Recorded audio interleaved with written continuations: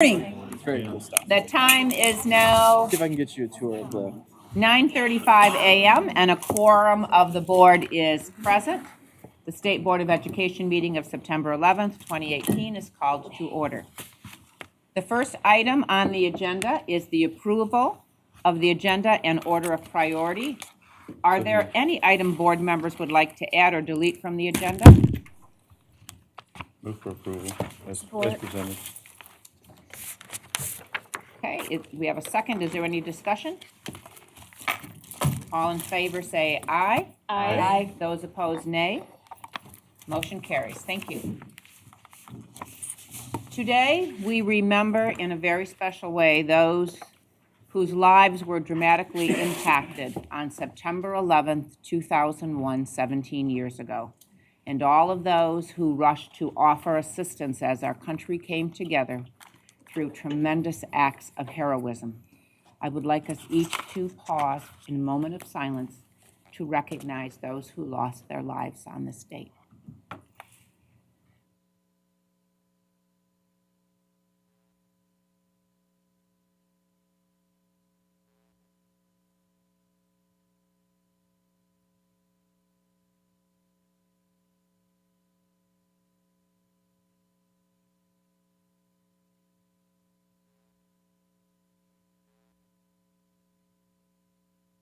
Thank you.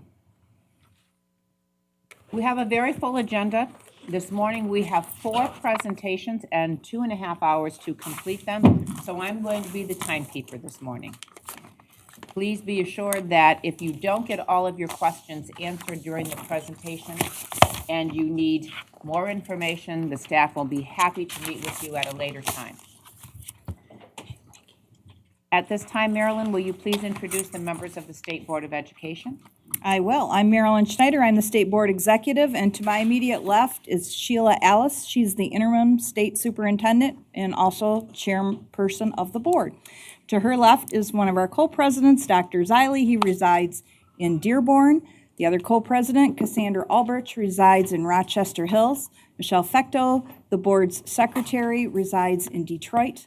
Nikki Snyder resides in Dexter. She's a board member. And this year's Michigan Teacher of the Year is Laura Chang. She is a K-5 reading and math interventionist in Vicksburg Community Schools.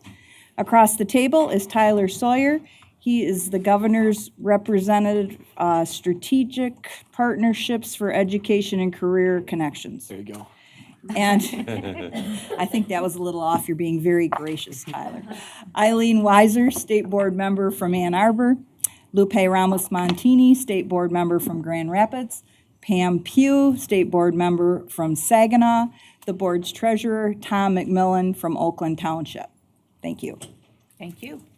Vanessa, will you please begin with the new employee introductions? Yes, good morning, everybody. We are very pleased to have Ben Borkel here in our Office of Educational Supports. Ben, will you tell us a little bit about yourself? So I'm managing the statewide system of support, supporting the MyExcel schools, the lowest level schools in the state. Prior to coming to MDE, I worked as the Director of Continuous Improvement for Kent Intermediate School District in Grand Rapids. Thank you. And Scott? Good morning, all. I have the pleasure of introducing 3 new employees. I've had a chance to meet with all 3 of them. Would like to welcome them to the Michigan Department of Education. First, we have Chelsea Thalen. Chelsea is in the Office of Great Start, Child Development and Care. So welcome, Chelsea. Thank you. We also have Indira Majura from the Office of Great Start, again, Child Development and Care. And finally, we have Sarah Oberlin. And Sarah joins us and is working in the Office of Special Ed, Low Incidence Outreach. So welcome. Thank you. Did we miss any new employees who are in the room? Okay, thank you and welcome to everyone.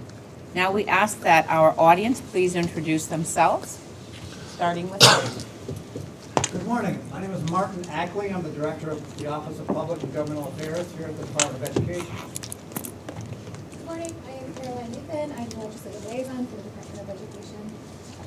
Good morning. Stacey Bogard, Michigan Association School Board. Good morning. Chelsea Martinez, Communications Director at MASSP, the Secondary School Principals Association. Good morning. I'm Wendy Zaneff, the Executive Director of the Michigan Association of Secondary School Principals. David Michelson, Michigan Education Association. Good morning, Donna Oser with Michigan Association of School Boards. Hi, Alicia Fly, Assistant Superintendent for Macomb Intermediate School District. Good morning, Paul Salado, Minister. Terrence Lunger, Superintendent of Calhoun Intermediate School District. The gentleman behind.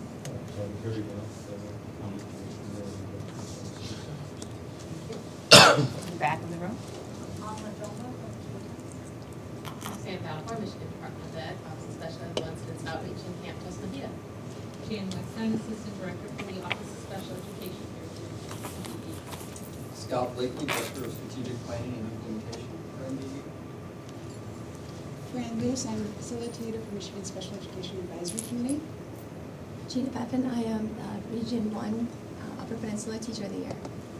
Alice-Ann Shrewsbury, Michigan Department of Education in the Superintendent's Office. Scott Kennerschneck, Deputy Superintendent for P20 Transitions and Student Sports. Good morning, Kyle Brown, Deputy Superintendent for Finance and Operations and Interim State School Reform Officer. Vanessa Kiesler, Deputy Superintendent for the Division of Educator, Student, and School Supports. Leah Breen, the Director of the Office of Educator Excellence. Good morning, Mark Howe, Chief of Staff to the Chief Deputy Superintendent. Good morning, Wendy Larvik, Office of the State Superintendent. Thank you very much, and once again, good morning, everyone. If you plan to offer public comment at today's meeting, please complete a form and get it to Marilyn. Forms are available on the table just outside the boardroom, and they must be submitted prior to the beginning of the portion of the meeting devoted to public comment. Public comment will begin immediately following the lunch break, which is scheduled for approximately 1 p.m. today. Please be here at that time to make sure that you have an opportunity to comment. Moving on to the Committee of the Whole, we have 4 discussion items prior to lunch. The first one is the presentation of the 2017-18 Michigan Department of Education Annual Review. And for this one, I am going to take off my interim state superintendent's hat, or actually move it to the back, and put on my chief deputy superintendent's hat and move down to this end of the table.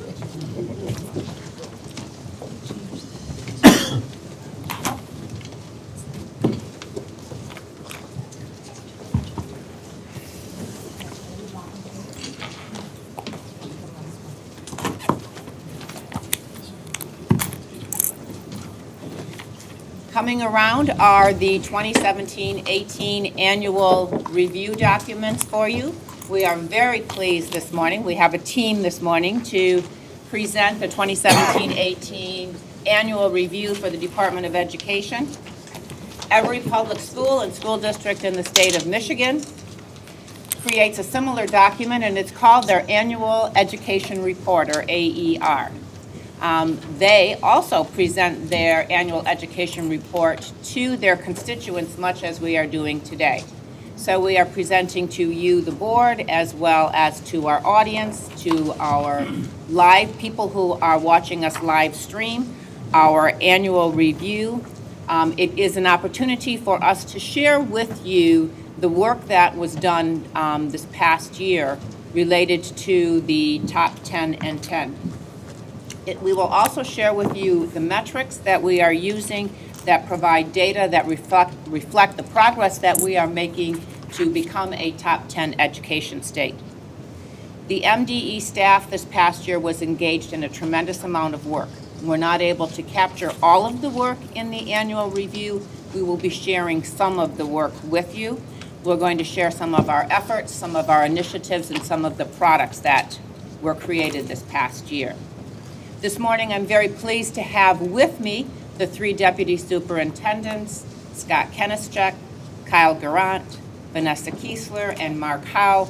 We are all playing a role this morning in presenting the annual review to you. Now, as you can see, there's a lot of information in this document. For the sake of time, we are going to highlight some of the elements contained in it. And then at the conclusion of the presentation, we would be very happy to respond to your comments or your questions. This year's annual review is the 3rd one from MDE, and it has 3 components to it. The first part is the narrative component, and the narrative component is going to describe the efforts and the work that has occurred at MDE with our external partners. The second part of it is the data part, and that provides the metrics for measuring our progress. And then the third part is going to be the additional pertinent information, ancillary information. Additionally, the electronic version of the report has hyperlinks included, so as you are looking through the document, you'll see blue italicized type. If you access the document online, you'll be able to click on those hyperlinks and it will provide you with additional information and details to support the work that's noted in the report. For those who are interested, the electronic version can be downloaded today. If you go to today's meeting agenda, you will see a link to the report. So if you are live streaming, you can click on the link. It's also available on the MDE website, www.michigan.gov/MDE Annual Review. So now let's get into the document itself. And I'm going to ask that you turn to the back cover of your document. On the back cover, you will see all of the components, well, most of the components of Michigan's Top 10 and 10 Strategic Plan. You will see at the upper left-hand corner, Michigan's vision statement, Michigan's mission statement, followed by the 4 guiding principles. You will see listed the 7 goals that make up the top 10 and 10. What you don't see included are the 44 strategies. Those are the strategies that interface with and support the achievement of the 7 goals. So now into the document, if you look at pages 1 and 2, you will see an executive summary of the report. And then if you turn to page 3 in the upper right-hand corner, you will see a very familiar graphic, and we have that graphic on the screen. This graphic represents all of the components of the top 10 and 10 strategic plan in 4, what we call our 4 focus areas. The blue area is learner-centered supports. The golden area, effective education workforce. The red area, strategic partnerships. And where these 3 circles intersect is systemic infrastructure. Today, our annual review and our presentation are going to focus on these 4 focus areas. So when we designed the annual review, we formatted it around these 4 focus areas. So our presentation today will also then focus on these 4 focus areas. I'm going to ask now that the 3 deputy superintendents take you through each of the 4 focus areas and share with you some of the elements that are in each of those 4 focus areas. And we're going to begin with Vanessa. Pages 3 through 38 of your booklet provide examples of some of the initiatives and efforts of the top 10 and 10. And I'm going to begin talking about learner-centered supports on page 3. We want to highlight 3 of those today. With the passage of the Read by Grade 3 law, supporting literacy efforts is a key priority for Michigan. On page 4, you'll see lots of information about the work of MDE's early literacy team in developing Michigan's action plan for literacy excellence, which came from the work of the Early Literacy Task Force. And that is very expansive work, so hopefully you will take a good look at that part of the report and understand where the work that's gone into that. The Library of Michigan also supports literacy and learning in the state through a number of programs, including the Ready to Read program that helps instill a love of reading in young children across the state. And new this year was the introduction of Michigan's Seal of Biliteracy, which in its first year was awarded to more than 350 students who were fluent in English and over 20 different languages. So on page 9, you'll see more about our continued work this year to establish a multi-tiered system of support, which intentionally connects the state's education, health, and human service systems in support of successful learners, schools, centers, and community outcomes. The MTSS framework provides schools and districts with an efficient way to organize local resources to support educators in the implementation of effective practices with fidelity so that all learners can succeed. The framework also focuses on core instruction and then provides for tiered interventions based upon the individual needs of students. This is the work that is currently occurring in our 2 transformation zones, including Lenawee ISD, where we will be next month. This year, MD focused its efforts on supporting the whole child, which places an emphasis on all needs that support learning, not just academics. On pages 15 and 16 of the report, you will find information on the many child nutrition programs that assure students come to school well-fed and ready to learn. In 2017, the Summer Food Service Program served more than 3.5 million meals at Michigan's Meet Up and Eat Up sites throughout our state. You will notice a renewed emphasis on the whole child in the development of the comprehensive needs assessment that our team is currently working on. Moving on to the next focus area, effective education workforce, that begins on page 22. Michigan recognizes that the primary support for student learning is the educator, and that we cannot build a quality education system without having an effective education workforce that is well prepared and well supported. One of the efforts we've undertaken this year is the work to revise the certification structure with an emphasis on preparing teachers to teach literacy in the early grades, and we shared that work with the board last month, I believe, possibly the month before that. MDE has also worked with several of the state's educator preparation institution to establish residency-based pilot programs to prepare incoming teachers. And finally, we've restructured the Michigan Teacher Leadership Advisory Council this year. Its membership now includes the regional teachers of the year, one of whom is with us today, and they will support educators in their region and provide advice to MDE throughout the year. On page 24 of the report, we stay with the effective education workforce area, and we highlight several of our recent programs to support educators of our youngest learners. In 2017, Michigan was one of 4 states to receive a grant from the National Association of the State Boards of Education to study and improve early childhood education workforce conditions. MDE is using these funds to develop a framework to strengthen the state's early childhood education workforce. This year, MD was one of 10 states to receive funding through a National Governors Association of Chief State School Officers to develop a policy agenda to strengthen the state's early childhood education workforce. We also joined a multi-state consortium to create what's called myregistry.com, which serves as an online, all-in-one resource center for those teaching our youngest learners. Moving on to the next focus area, which is strategic partnerships. Beginning on page 25, these partnerships with ISDs and local school districts, other state agency partners, and many external organizations are critical to successful implementation of the top 10 and 10. Again this year, MD's work with the partnership districts was one of our key strategic partnerships. With the governor's executive order returning the school reform office to MDE, we created the partnership district office to oversee our work with these districts. On pages 27 through 30, we've included brief overviews of each of the 9 original partnership districts. On page 31 and 32, you'll see updates on the work that MD has done with our partners in support of the students and families informed.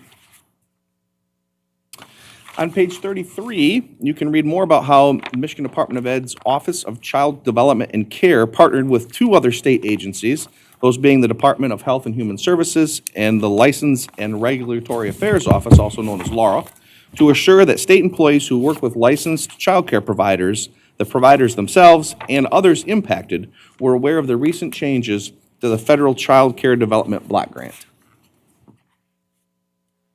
Another partnership that we're especially proud of is described on pages 33 and 34. Our work with the 12 federally recognized sovereign tribes in Michigan through the Indigenous Education Initiative. Last year, as we developed the ESSA plan, we had an opportunity to do consultation with representatives of the tribes, and we were able to develop guidance for tribal consultation going forward. MDE staff from multiple offices participate in regular meetings with tribal representatives to promote learning and discussion of relevant issues.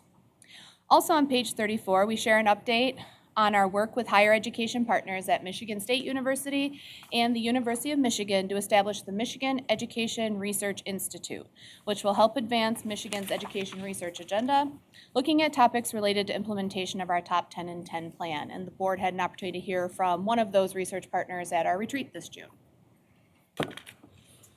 Now we'll move on to the 4th focus area, systemic infrastructure, which begins on page 35 and continues on through page 38.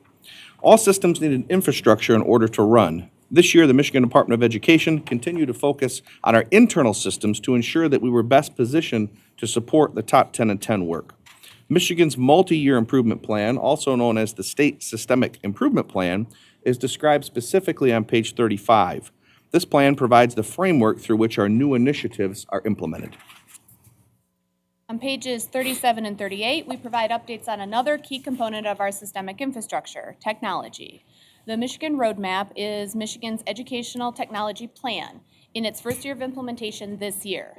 The roadmap builds on the previous TRIG grants, working with numerous partners to build the state's data and technology infrastructure to support education. The Go Open initiative provides openly licensed high-quality digital resources to Michigan educators. The Michigan Data Hub project provides a platform for districts to use state and local data to drive educational improvement. More than 20 ISDs are now participating, serving more than 900,000 students. And this year, MDE is supporting districts' use of the federal E-rate program with the hiring of an E-rate specialist who helps districts, ISDs, and libraries with programs funded through E-rate. As part of the state systemic improvement plan, we have adopted the way of work model to structure our work. This graphic model, which should look familiar to you by now, serves as the backbone of our cross-office collaborations. One example of how we're using this model is shown on page 38, through the creation of common definitions to assure that there is a common understanding across MDE and our local and ISD partners. We've created a page on the MDE website where this information is housed for easy sharing with internal and external partners. This activity will help assure consistency of key messaging. That concludes the narrative portion of the top 10 and 10 implementation activities, and I'll turn it over to Mark Howe to review the metrics portion. Thank you, Kyle. The metrics section begins on page 39. Last year, we identified metrics to measure our progress and organize them into 6 E's, which are listed on this slide. We noted that as the work continues to refine our implementation efforts, it is probable that our metrics will also evolve over time. There are 2 types of data used for this purpose, and they are described on the bottom of page 39. National data, which provides state-to-state comparisons, and state and local data, which is specific to Michigan. Last year, we identified data to set a baseline for our metrics. This year, we are showing current results as well as the baseline values. We will continue to add results in coming years for comparison purposes, which will help us monitor our progress over time. An overall note is that the purpose of this report is to present the information, including historical data, without attributing possible factors that may have caused changes from year to year. For this presentation, I'll be highlighting a few of the metrics from each of the E's. Pages 40 and 41 include the first E, early learning metrics, which are color-coded in purple. Here you'll see the Great Start to Quality Provider star rating shown on page 40. We've moved this table from the narrative section of the report to the metrics section this year. You'll see that a number of 5-star programs of all types has increased and that there are more providers of all types participating in the rating system this year compared to last year. A quick note about M-STEP results that you see reported in this section and in the next section as well. At the time this report was completed, the 2017-2018 M-STEP results were not available, and I know that that's a presentation later on at the board meeting today. But what you see in this report are the 2016 and 17 results compared to the baseline year of 2015 and 16. Pages 41 and 42 include metrics around the second E, Exit Ready, which is color-coded in red. In this section today, we're highlighting graduation rates, which increased to 80.2% in 2016-17, up from 79.7% in 2015-16. Another highlight is that we saw an increase in the number of students completing all courses and requirements in their CTE program of study, from over 37,000 in 2015-16 to nearly 45,000 in 2016-17. At the bottom of page 42 is the third E, engagement, and that's color-coded in yellow. We know that a student's success depends on being fully present and engaged in the learning environment. And today we look at chronic absenteeism, which is defined as missing 10% or more of the scheduled school days across all grades. You can see that there are increases in chronic absence rates across most grades, and particularly in the lower grades K through 4. On the top of page 43 is our fourth E, effective educators, and that's color-coded in blue. Here we're showing data based on the results of teacher evaluations. The overall rate of teachers rated as effective remained at 98% this year, and in future years, we plan to provide this information, but in a slightly different form, noting the distinctions between teachers rated as highly effective and effective versus minimally effective or ineffective.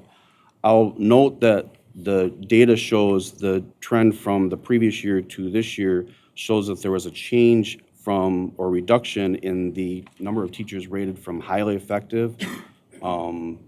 That reduced, but the teachers rated as effective increased, so it was a corresponding shift from highly effective to effective.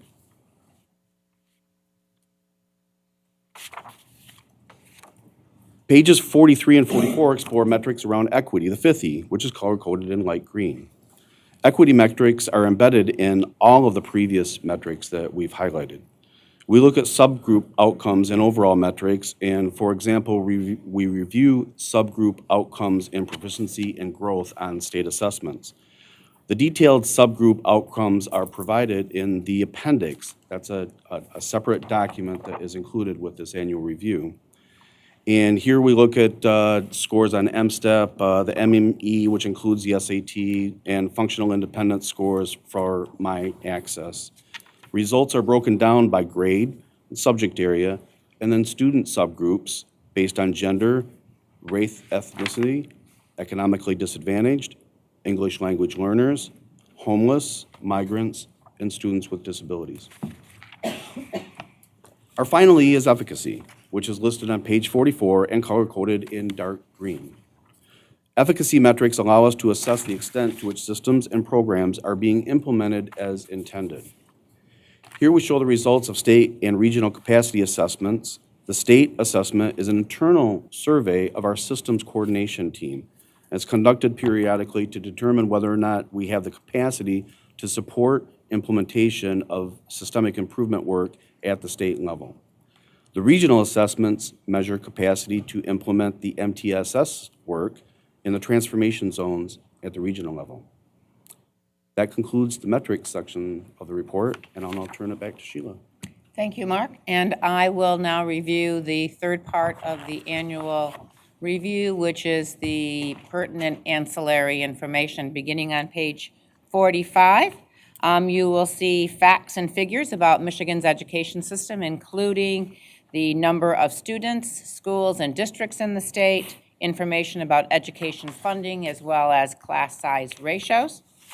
Moving on to page 46, now there's a familiar face. This is our Michigan Teacher of the Year, Luke Wilcox.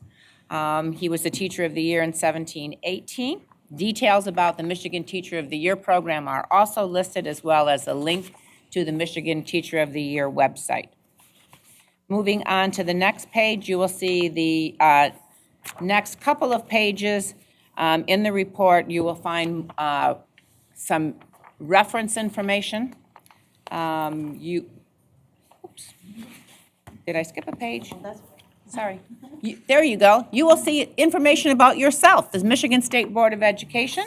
That is listed on page 49, as well as the actions taken by the state board during the 17-18 year.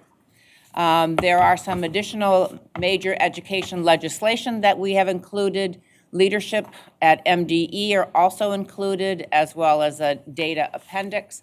The electronic copy has content information, so when you click on the person's name, that will take you to information about, contact information about MDE leadership. Then moving on to the last couple of pages in the report, it's only fitting that we recognize the people that at MDE, the staff at MDE that we lost during the 2017-18 year, beginning with Susan Broman, our former deputy superintendent at MDE, C.C. Winkler, the principal of Michigan School for the Deaf, and Kelly Cross. Kelly worked in the Office of Educational Improvement and Innovation, as well as the Office of Career and Technical Education. And of course, Brian Whiston, whose leadership and vision set us on a path to becoming a top 10 in 10 education state. Their contributions and they themselves are deeply missed in the department. And then there are some thank yous for this report. This report truly was a collaborative effort. It took many people in the department working together to put this report together, and I'd like to acknowledge and thank some of the many people, by calling them out today, beginning with Alice-Ann Shrewsbury for her outstanding contributions to helping us coordinate and organize the content and help prepare for today's presentation. Shannon Velasquez for formatting the layout of the document and all of the graphic design that's included in the document. Mark Howe, who spearheaded the development of the metrics section. I want to thank all the staff who were involved in proofreading this document and reviewing it for content accuracy. And then the many, many staff members at MDE who were involved in this work. As you'll see in this report, it's very comprehensive, and we were only able to touch on some of the elements that are included in it. And then I'd like to recognize our State Board of Ed members for your support, your encouragement, and your guidance over the past year. As I mentioned at the beginning of the presentation, there's a tremendous amount of work that goes on at the Department of Ed, not all of which we were able to capture in this report. But we're very proud of the work that we were able to accomplish during the 17-18 year. We believe that it will be instrumental in helping us move forward to becoming a top 10 education state. The document that you have in front of you, we plan to share this document with members of the Michigan legislature, with the governor's office, with our other education partners, and with the transition team for the incoming administration. We are also going to be including a copy of this document in a new packet that we put together that we are taking with us when we go to visit schools. We will be leaving a packet of information with the superintendent of all of the schools districts that we visit, and we will be including this document inside of it. We thank you for the opportunity to highlight some of the pieces of information and some of the content in this document with you. We know that there was a great deal of information to cover today. We hope that you will take the time following today's presentation to spend more time becoming more familiar with the content of it. We're happy to respond to questions or comments that you have, and we'd also be happy at any time to go into a deeper dive on any of the content of this document if you would so choose at a later time. So now we turn it over to you. And since Sheila is sitting up there, she has asked me if I would do the round robin. So, Eileen? So, excuse me. I went through a lot of fog today and apparently got into my voice. I'd like to commend the staff on this report. It gives me a really good feeling about Michigan education to read it. And it's an accurate reflection of top 10 and 10. The goals of top 10 and 10. But I have some specific concerns, as I always do, because that's my job as a State Board of Ed member. The first one is that we were recently declared by the feds in July as the only state in the country to need special ed education intervention. They compared us, 29% of children with disabilities drop out of school, 25% in high school alone. So some of that is in the earlier grades. Excuse me. We know that we're the only state that's in this level of intervention now. The other entities were Washington, D.C., Palau, and the Northern Mariana Islands. Top 10 and 10 doesn't address special ed specifically. And so we're in a funny situation because this report doesn't show that information that was recent enough that I think it probably, you're shaking your head, Mark, the concern that I have is that the report came out, I think, in July, although I know that the 25% statistic for high school was known in December. And from the outside, if you're one of those activists or people who read the Detroit News or listened to NPR on this, it looks as if we don't care, which is not the case. So I would suggest that we do an addendum to the report pointing out that top 10 and 10 doesn't include special education as a specific breakout for reporting. It does talk about graduation rates and chronic absenteeism, but this is big enough. I don't know, Scott, do you know how many children are in special education who are impacted by, do we have statistics that show what the number of kids is? We have about 200 students with IEPs in the state of Michigan. 200 and? About 200,000, give or take, Okay. with IEPs. So that's only 60,000 during their time per year on the rolling average. Can that really be right?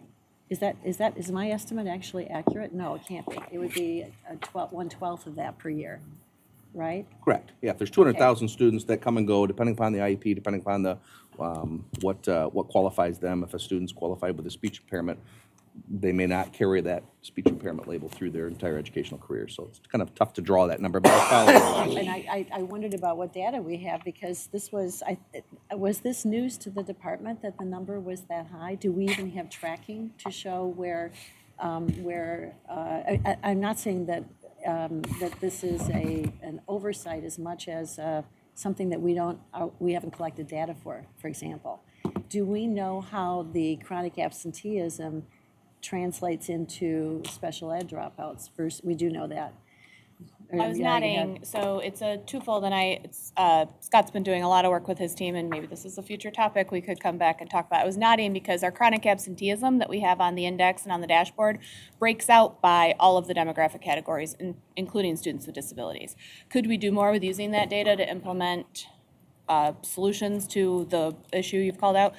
Yes, I think we've got some great plans about that, but I was just nodding that data is available, but step 2 is doing more with it. Right, and so what I'm concerned about is that this made national news. And it looks from this, because it's not a top 10 and 10 priority or discussion topic within the categories that we had, that we're ignoring it, which is not the case. And I know Scott's developing a plan. I know that the department is all over this. But we don't want to give the appearance from the outside that this really good-looking, well-presented magazine misses that, and it makes sense. And the other, it doesn't make sense to any of us here. I have a special ed student. Others have had special ed students on the board, and it's a passion that all of us share. So I would just point that out. The second thing is that on page 18, one of the reports that, we'll be talking more about assessment in a little bit, but one of the statistics that I'm seeing put forward right now as a really cool thing is that 99% of Michigan students are being assessed on computer adaptive assessments. That statistic doesn't hold true for PSAT 10 or SAT, which are paper and pencil. And my understanding is that if we switch from NSTEP to PSAT 8, that again is a paper and pencil test. So that statistic would only hold true for the earlier grades, where we have a voluntary assessment for K2, I believe. K2, and then we have MSTEP for 3 through 7. Right. So that, all of a sudden, we just drop off the map because we're going back to paper and pencil for everything after 8th grade. And it's a jarring statistic. It's one I wouldn't use, or I would qualify it, because it makes it sound as if, guess what, everything we're doing is computer adaptive, which it's not. But thank you for the report. I think these are issues and problems that aren't in top 10 and 10. And that's the binder that, the restriction that you're under. So I would say that students with disabilities are included in goal number 4 in the top 10 and 10, where we're looking at reducing the impact of high-risk factors, including poverty, and providing equitable resources to meet the needs of all students to ensure that they have access to quality educational opportunities without calling out specific subgroup of students. Right. That's not what I'm saying. I'm saying that to ignore the publicity and to appear to ignore the publicity and not talk about that aspect of the work that we're doing, when this document is frank on a lot of issues like chronic absenteeism, but doesn't address that, means that I would put, if I were in our position, I would be putting a caveat letter in this and say, since this document was developed, it became very clear that our 4 years of being ranked as needing assistance, and I don't know what impact that had on schools and children, has changed to needing intervention. And the department is addressing that, but it's not contained in the report. Thank you. It would just be an acknowledgement that there are conditions that aren't included. Thank you for that. We appreciate that. So just piggybacking on what Eileen is saying, and this is something that I continue to talk about, and that's with the African American students as well, because I'm looking on page 3 and 4. Let me back up. Let me first say that as a person who puts reports together, have put reports together, this is a marvelous document. It's really exciting to see, and I look forward to definitely going through it, and it reads with great clarity. So thank you all for this, and I look forward to also hearing how we're going to be disseminating this. But just, I just have to put out there that when we look at our hardest to reach populations, that we do make note of that. One of the other pieces, I don't know if there's an opportunity for you to share with us, or if there's a way for you to share with others. Where is there overlap in these? And I'm sorry, I'm looking at the annual document on page 3 and 4. The appendix? The appendix, yeah. Oh. And so, this will be given to us annually. Yes. Correct, and this will be something that we keep for. Yes, this will provide some historical Okay, so the whole thing information. is, okay. Yes, the appendix. So the appendix,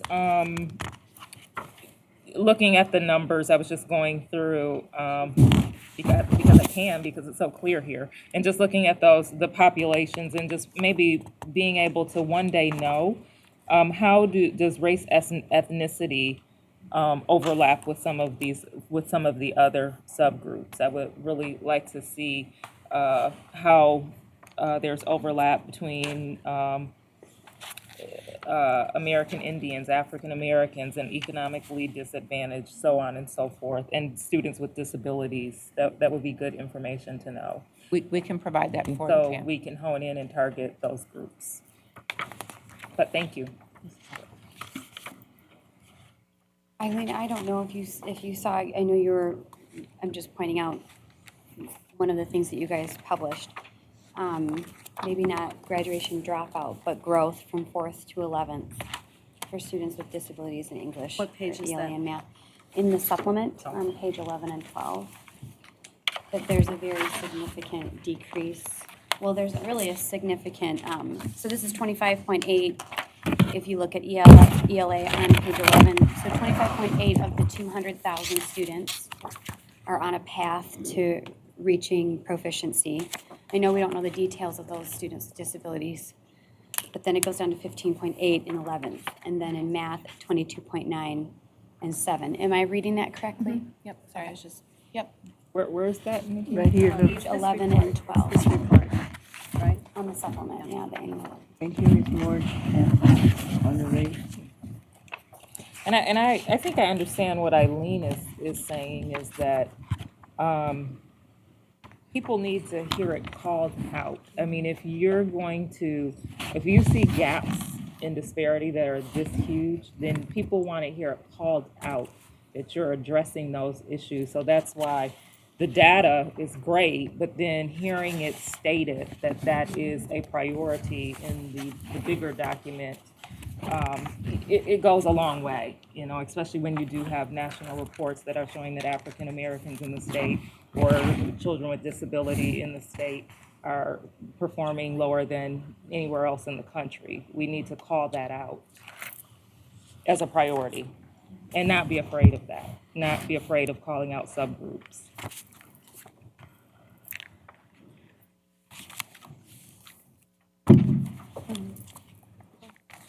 I just wanted to support what Eileen was saying as well, that I also share those concerns. And although there's language that speaks about equity, I do think more explicit recognition of both the issues of children with disabilities and also the African American community on these results, and what's the plan to do that, to address it. I'm also concerned for these communities, especially African American communities, and I don't know the data, but from just an anecdotal look at the partnership districts, it seems like most of those, many of them are urban, high poverty, concentrated districts. And I am very concerned about with the retention bill, the impact that the legislation will have on these communities, creating more further disruption and without a plan, a clearly stated plan. And I know, I do know that that's being worked on, but as a parent and as someone who just overseeing and that lives in Detroit, I am gravely concerned about my community and communities like it. So I just wanted to second that. But I also think I'm going to spend a lot of time combing through this, and I appreciate the data and all the work as well. Thank you. Thank you very much. Real quick, I guess in future annual reviews, I don't know that I'll get this, but I personally would rather see or like a real focus on parental satisfaction and local teacher satisfaction. And I know numbers, as a CPA, you can move numbers all around and tell different stories. But I also think that really understanding our ultimate customers, the parents, maybe even the students, and the local teachers who oftentimes get put upon by a system that isn't necessarily thinking about their best interests. Not necessarily MD, but I'm thinking more of the lawmakers. That it would be good in an annual review to really hear from them as well. I don't see any other requests. So Lupe, go ahead. I would like to, when I was getting ready this morning, I thought about Brian, I thought about Susan, because those were the two that I was mostly engaged with. And then I come to the meeting and we're celebrating 9/11. And so I'm emotional today, but I'm more emotional because when we started the concept, and I kept telling Brian, it's amazing from where we started to where we are today, every year, where we are today. And so this document to me is overwhelming as to the progress that we made from the concept to now. It is overwhelming. Now, my colleagues have outstanding points that we could make the document even better for the next time, because all of these issues are important to the people, to the teachers, to the educators.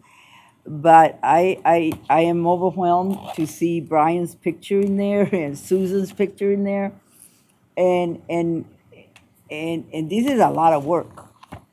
A lot of work went into these documents, and I wish Brian was sitting there and I could say to him again, and I am saying it to him, where we started from with the concept, and I was all over the place. No, whatever, we were all in doubts as something like this was gonna happen.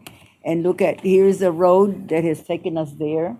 And I think with us all working together, giving input, and continuing to refine what we have, is gonna even make us better and give us to the right direction.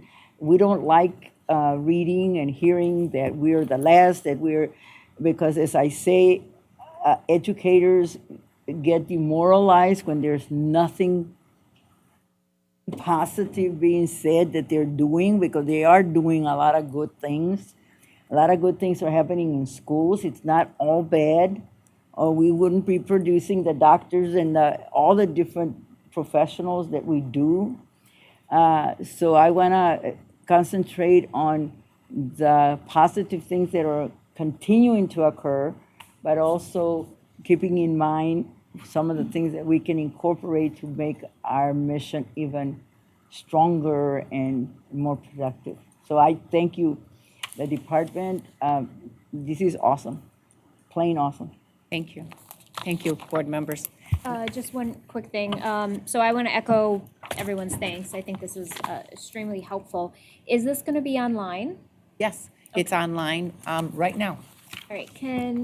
Marilyn, can you email us the link so if we wanted to share that, we could? And then one quick question, something just popped up to me. Page 41 under Career and College Readiness. It talks about the SAT scores and the fact that it's very difficult to compare state by state analysis for a number of reasons, which I completely understand. But the last one I'm a little confused about. It says, and in differences in cut scores used to determine proficiency.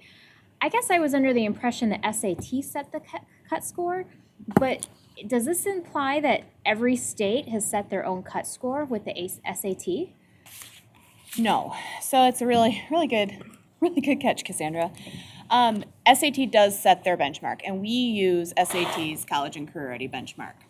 The U.S. Department of Education thinks you need a proficiency cut, which actually two, proficient, advanced, proficient, and the middle.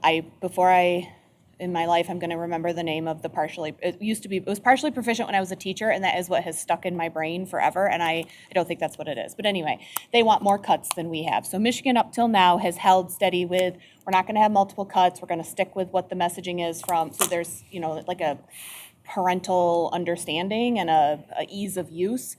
But the Department of Education is pushing states who are using it as their state test to set those other cuts. So some states, like Connecticut, have moved further ahead than us, and they'd have a proficient on the SAT cut, or they're working toward it. So that's trying to call that out. Okay, all right.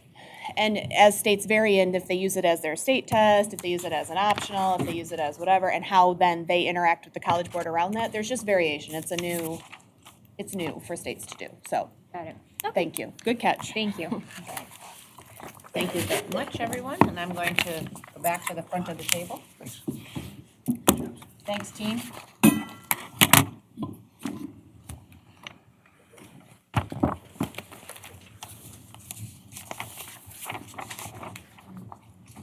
Our next presentation this morning is an overview of child development and care funding.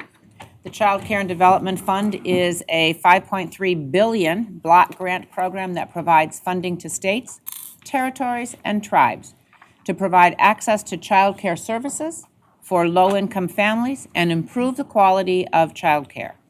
While states have some flexibility under the block grant, they must also meet certain funding requirements to utilize the funds. Today's presentation is an information item only, and it will not require any board action. The presenters are Scott Kenischek and Lisa Brewer-Walraven, the Director of Child Development and Care. And today's presentation does include a PowerPoint presentation, which you received a copy of.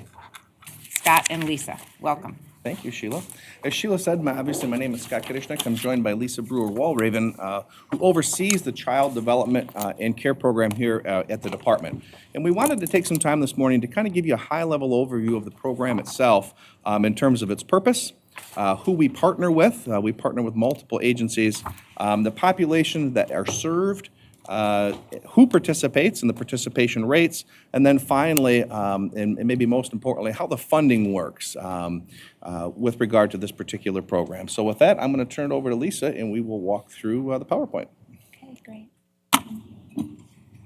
So Sheila mentioned that we do receive this funding through a block grant, and that states do have some flexibility. This program was put in place in the 1990s, but was reauthorized after 19 years in 2014. So that reauthorization was an important step in terms of better balancing the program, ensuring that we were focused not only on children and ensuring children had high-quality opportunities to prepare them for school, but also ensuring that we were helping move parents towards self-sufficiency. So Scott is putting up some purposes of this funding. There are 7 broad overarching purposes that states can use this money for. And this highlights again that we have some flexibility, that we want to ensure that there's parental choice, that we want to make sure parents can make informed choices, that they have high-quality choices, that we have health and safety standards in all programs, that we're ensuring that we're providing opportunities for kindergarten and life readiness skills, and again, that parents have choices to high-quality settings. So everything that we're going to talk about falls under those primary purposes and what we're doing to support those. So these three categories that you see here are the overarching primary categories that all of those purposes fall under. So subsidy is about offering financial assistance to low-income families who have children birth through 12 to help them have access to high-quality programs that meet their needs. So we'll talk about those choices in a few slides. It also ensures that states have health and safety provisions. That can happen through child care licensing. That can happen through training that's offered to providers. A variety of ways, even monitoring to make sure that they're meeting those requirements. And then quality improvement activities. What are we doing to support providers, ensuring that they are offering high quality programs and they have supports that are necessary for children and families? Scott already mentioned we have several partners. While MDE is the lead agency for this program, we rely on many others to help us implement. We're partners with the Department of Health and Human Services. They help with the eligibility determinations for the families who are applying for this program. Child care licensing, which is located in Lara, help ensure that we have health and safety standards for the providers and that those are being met.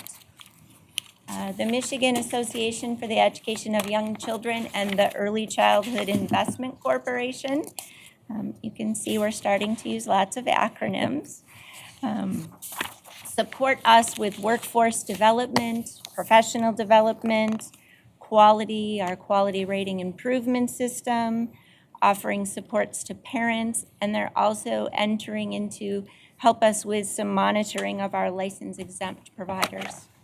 We also have partners that we're working with to utilize new funding models for these funds. We're doing that in Flint, and we're doing that through the Early Head Start Child Care partnerships. To give you a glimpse of some data in terms of children who have been served with this funding, we're showing you from fiscal year 13 to current. This is the average number of children birth through 12 each year that we have served with this funding. The next slide shows you families served, or sometimes they're referred to how many cases did we have. Again, this is an average for each of the years that is shown. So you can see that both for children and families, we were high and then we took a dip and now we're back on an upswing in terms of children and families who are participating. Would you like to answer questions? Dr. Zeile? What, is there a particular explanation why you have a drop by a third over those 2 years from 13 to 15? So those were times when we had policy changes.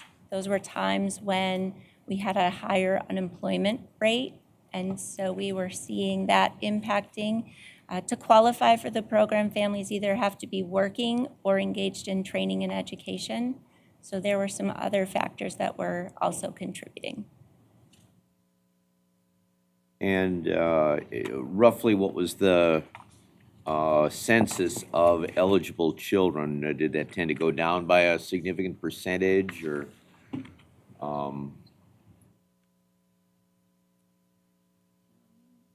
So in terms of children and children who would qualify, our qualifier is at 130% of the federal poverty level. Currently, over time, that's been as low as 119% of the federal poverty level. So there have always been more children than we're serving who fall within that range for income eligibility, but they may not have had parents who are working or going to training and education or applying for the program. My actual question is that the number of children in Michigan, I'm just trying to get a feel for these figures relative to the overall population. If the population dropped 5% in these 5 years, then that helps me put these into better context.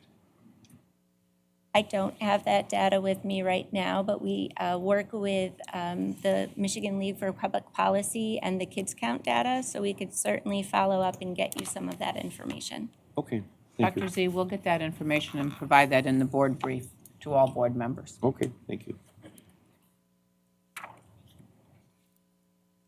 This slide shows you provider participation by type. I mentioned that parents have a choice of the type of provider that they would like their child to be with.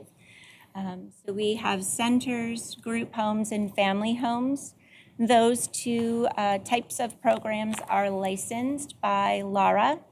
And then we, of course, have our license-exempt providers. Some people refer to them as family, friends, and neighbors. It's another term. So you can see that it compares 17 to 18 current to date, and how those provider types are varying from year to year.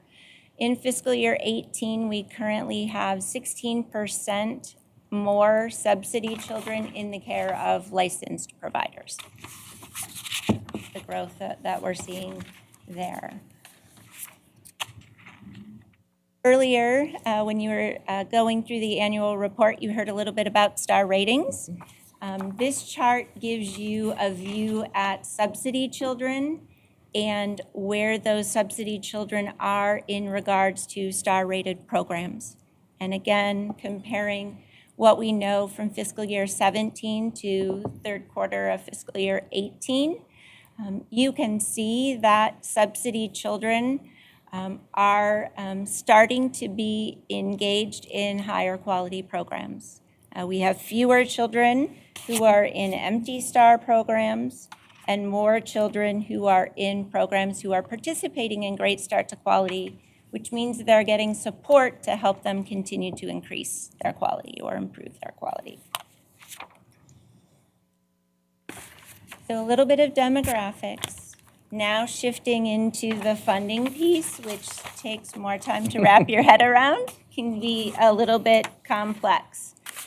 We have different funding requirements, different types of funding, and appropriations that are made to the department. So we're going to kind of walk you through how all of those are interconnected. So this chart gives you a little bit of a historical look at how the federal funding requirements work. The state receives a federal block grant award that's based on a formula that's used across all of the states. We're required to have some general fund in order to draw down that full federal amount. And I should be clear that this chart shows strictly our federal numbers that are required to access the funds. Our appropriation numbers would look different, but it's complicated when you mix the two together. So this just focuses on the federal numbers. And then it shows, again, what our appropriation is compared to that federal, just so you can see that we don't always get appropriated our full federal award for this program. And again, that takes a combination of state dollars, federal dollars, match from our GSRP program in order to access those full federal funds. The next slide even brings in the next complexity, which is we have obligation and liquidation periods for the federal funding. So that means you have a period of time to spend that funding, and we always work to spend the oldest funding first. So when you saw the chart that showed 16, 17, and 18, we're always working to spend all of that 16 money first, then we move on to 17, then 18, because we have multiple years to spend that federal funding. That's something that has to be tracked and looked at as well. In addition to thinking about those funding pots, the obligation and liquidation periods, there are additional requirements for spending, and they really fall into three categories. One of them is on administration. So the department has a limit in terms of the amount of administration we can spend. That cap is at 5%. And that's really focused on oversight of the program and implementing all of the provisions. The second category is called direct services, and that's really the requirement of spending that goes to families. So we have to spend 70% of our funding to the subsidy or to families. And then we have minimum requirements for quality expenditures and making sure that we have high quality offerings for families.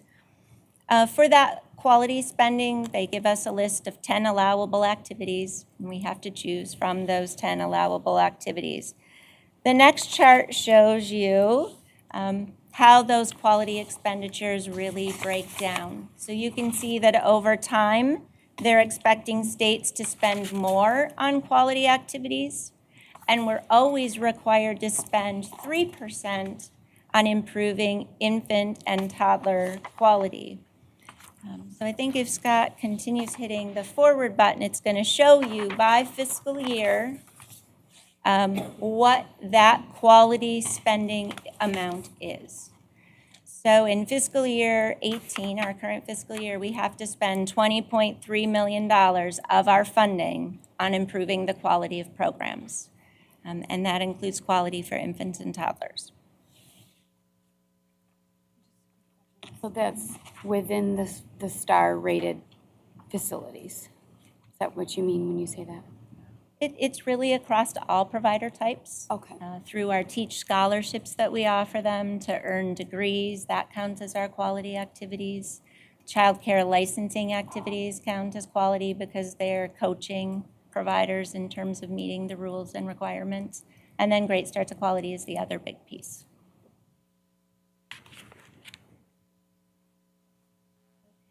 So we've talked a little bit about the federal complexities. Now let's talk a little bit about what happens at the state level.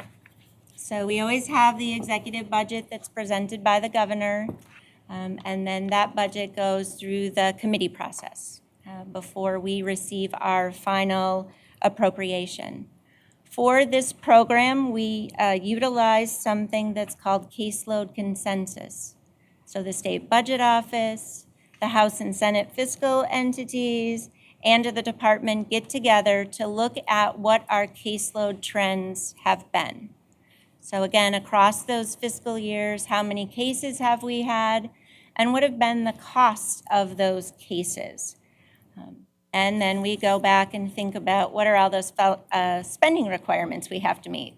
Quality, infant toddler, subsidy, and ultimately that helps there be a determination about how much funding is needed in the fiscal year to cover those requirements. So this again shows you 18 and 19. You can see that for fiscal year 19, we're projecting more increase related to cases, and that the cost per case is going up, and that really is directly tied to a lot of the initiatives that we've been putting in place, and we'll talk about in just a minute.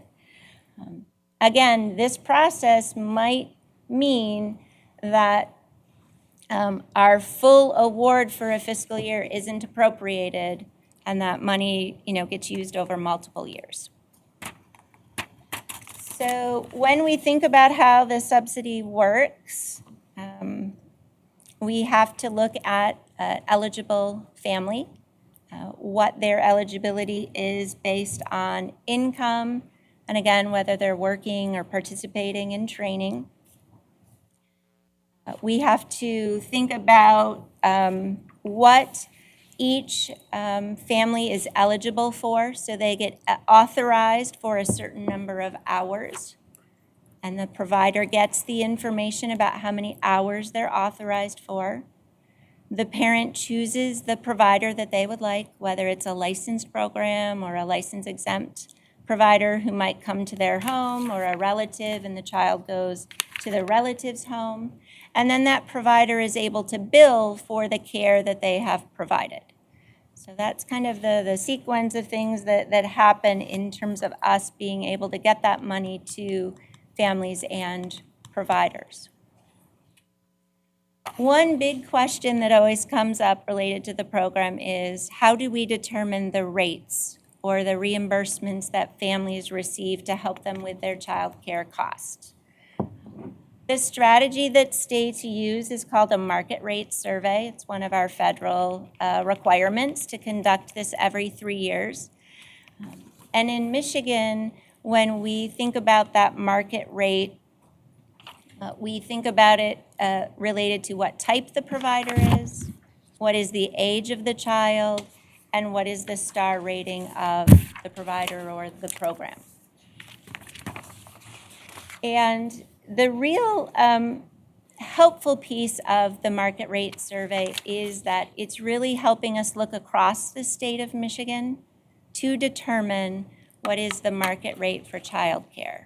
So we're not just looking at what is the market rate for childcare subsidy children, but what does it cost across the state for childcare, and what is needed to make sure that children who receive the subsidy have access to 75% of the care. The Office of Child Care at the federal level for this program calls that the 75th percentile. So it's recommended that states set their rates at that 75th percentile to ensure parents have choice. Our last market rate survey was at the end of 2017 and into the spring of 2018. We had 25% of providers across the state participate in that, so our percentage rate was up, which was great news.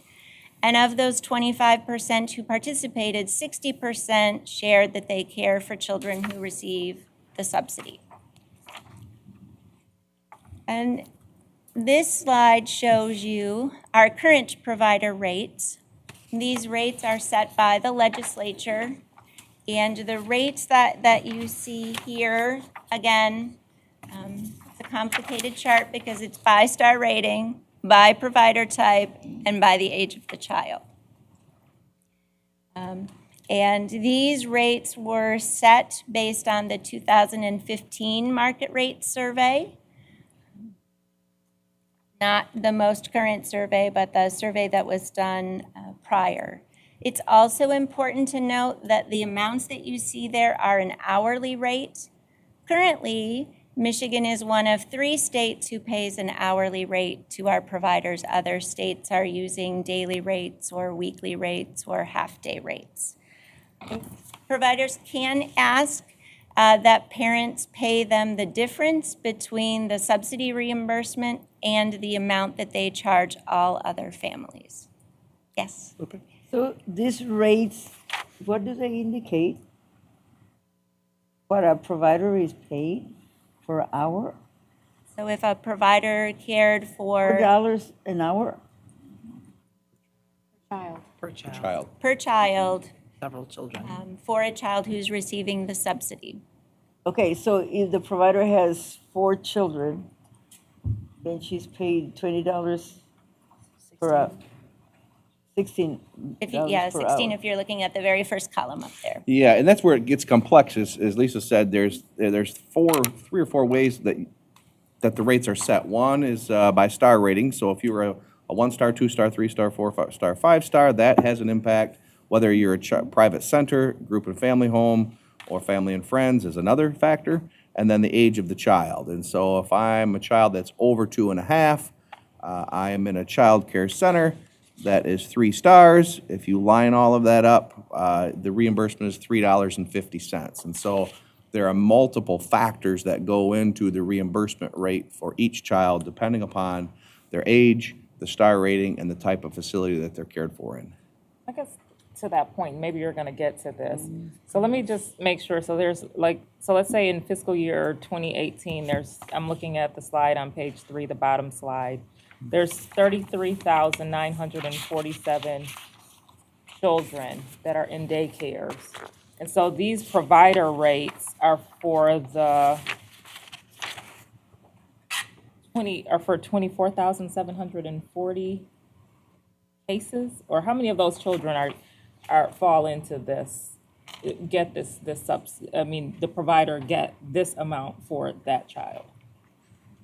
So there are cases, so that's where we count at the family level, Oh, how okay. many families have received the subsidy. Okay. And then that child number are the actual children who are being paid for through the subsidy. Okay, so we're only this whole presentation is only about these, Subsidy okay, the subsidy children. Okay, and then how many children per personnel? I mean, if we use the example that Lupe gave, that there's four children, how many providers, or how many staff would you have to have per child? Do we know that number? So that will vary by setting type. Okay. So in a child care center, because they're licensed, for each age group of children, they have a child to adult ratio that they must follow. So for example, for infants, it's 1 to 4. If you are a family home provider, you can care for up to 6 children at one time. If you're a group home provider, you can care for up to 12 children at one time with a second adult. If you're a license exempt provider, you can also care for up to 6 children at one time. Most are caring for around 4.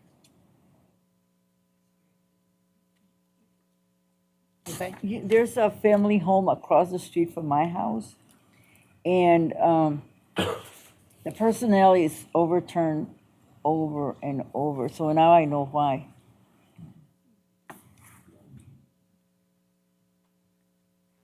Lisa and Scott, you want to continue? So we wanted to give you a couple of examples, I think to reinforce the complexity of the provider rates in comparison to that recommended 75th percentile. Because we often get the question, are your rates at the 75th percentile? And it really depends. So in this example, you're looking at a 3-star rated program, child care center, and we're showing you the 3 different age groups, and we're showing you in blue what our current rate is for a 3-star program, and the green line is what the 75th percentile rate would be. So in this particular example, for a 3-star center-based program, we are not paying at the 75th percentile. But if you look at the next example, this example is a provider who is paid at what we call our base rate because they are not star rated. So they have an empty star, and we're showing you again by age and by provider type. So the family homes are to the left, and then centers are to the right. If you look at that base rate and compare it to the current market rate, you can see that for some types, ages, we are above the 75th percentile, but for some types and age combinations, we are below the 75th percentile. So again, kind of reinforcing, in some cases, yes, we're at the 75th percentile. In other cases, no, we are not. I'm sorry, can you repeat again? The 75th percentile is based on what? How did you tell? So that's the federal guidance that we received through the block grant. Their recommendation that states achieve that 75th percentile, so families have access to 75% of the care choices that are available to them. So even though Michigan has low rates, even though we're paying at an hourly rate, we have been working overtime to continue to increase those rates that are payments that our providers are eligible for. So this graph shows you rate increases that happened in 2014, 2015, and then again in 2017. And again, the different colors are by the various types of providers, so differentiated between center, homes, and our license exempt. You can see that we've been gradually trying to increase those rates over time through increased appropriations, always with the goal of getting closer to that 75th percentile, always within the goal of meeting all of our spending requirements for the federal funds. So I think our next slide is really meant to talk about how, big picture wise, with reauthorization, how the department has been working to increase the amount of support that goes to families receiving this subsidy, increase the supports to children, and increase the supports to providers. So we haven't just done one thing. We've tried to blend a variety of strategies together to make changes that have been significant. And I just want to point out a couple of them. One of those is implementing 12-month eligibility. So Lupe talked about turnover in the family home that's across the street from her. 12-month eligibility now ensures that when we say a child is eligible to receive the subsidy support, that they get it for 12 months. Previously, if their parent stopped working or took a break in their training and education, the subsidy would stop. And that meant that the parent had no support to continue to send the child to that program, to have the continuity of that experience, and that the provider now could possibly have a vacancy and not have that funding to support their program. So providing continuity for all three of our groups. We've also gotten rid of the cliff effect that some of you may have heard about. And that is, again, if a parent was working and got an increase, say a 25-cent an hour increase, previous to what we call graduated phase out, that rate increase would have stopped their subsidy. And they could have gone from paying around $3,000 a year for childcare to $18,000 a year for childcare. This now allows them, as they continue to get those rate increases, to continue to get subsidy, but just decreasing the amount that they're getting as their income increases. And I think the last significant one that I would put out there is our continual effort to increase the entrance eligibility amount for families. I mentioned earlier that we're at 130% of the federal poverty level. We're still in the bottom 3 across the nation for that entrance eligibility. But we have been working over the last several years to increase that from 119 to 130. And we'll continue to have conversations about how that is really critical for those families with low incomes to be able to receive this support. We're open for additional questions. Okay, and so I'm just going to be the timekeeper. We still have 2 presentations left before lunch. So, Tom, I believe you had a question or a comment. Yeah, just quickly, the 34,000 children served, is that full-time? Like, I mean, could some of them be just a few hours a day, or? Families, based on their need, are approved by what we call tiers. So the tiers are 20, 40, 60, 80, or 90 over a 2-week period. So they all 90 hours over a 2-week period. For one child? So 40. 2-week period, okay, yeah, okay. And then last question would be, when I look at the federal funding chart, and just quickly, in FY18, it says the 3rd number and 4th number. Would I add those two together, the federal and the state funding, and maybe there's some additional, but would I add those 2 together and divide by 34,000 to come up with a rough, I get $7,000 per child. Is that an accurate way to say big picture, what is being spent? It's 186 million federal, 52 million state, divided by 34,000 children. Is that kind of a rough, about $7,000 a child? And I mean, yeah, we could calculate that based on different ages of children, if that's something that no, you're I just was wanting a rough, I didn't know if we were talking 1,000 or 10,000, I just, $7,000 is probably a rough number. Okay, thank you. Okay. Pam? And I don't know where we are with the Medicaid work requirement, but I don't know, do we perceive that that's going to impact those numbers dramatically, and how are we assessing that?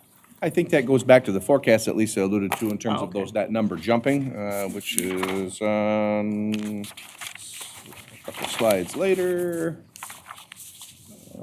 which is right here. So FY18, a number of cases about 19,800 children. Again, FY19, due to what you're talking about, Dr. Pugh, we're looking at about 25,000 students with the Medicaid work requirements, or children, excuse me, not students.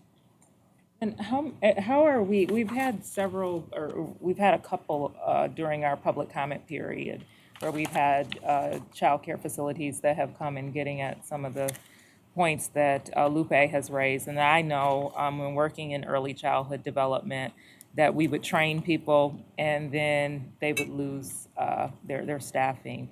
And I heard you talk about some of the things that you put in place. Do you see that being able to stabilize some of that? And when were these put in place that you spoke of, the different increasing access to high quality childcare?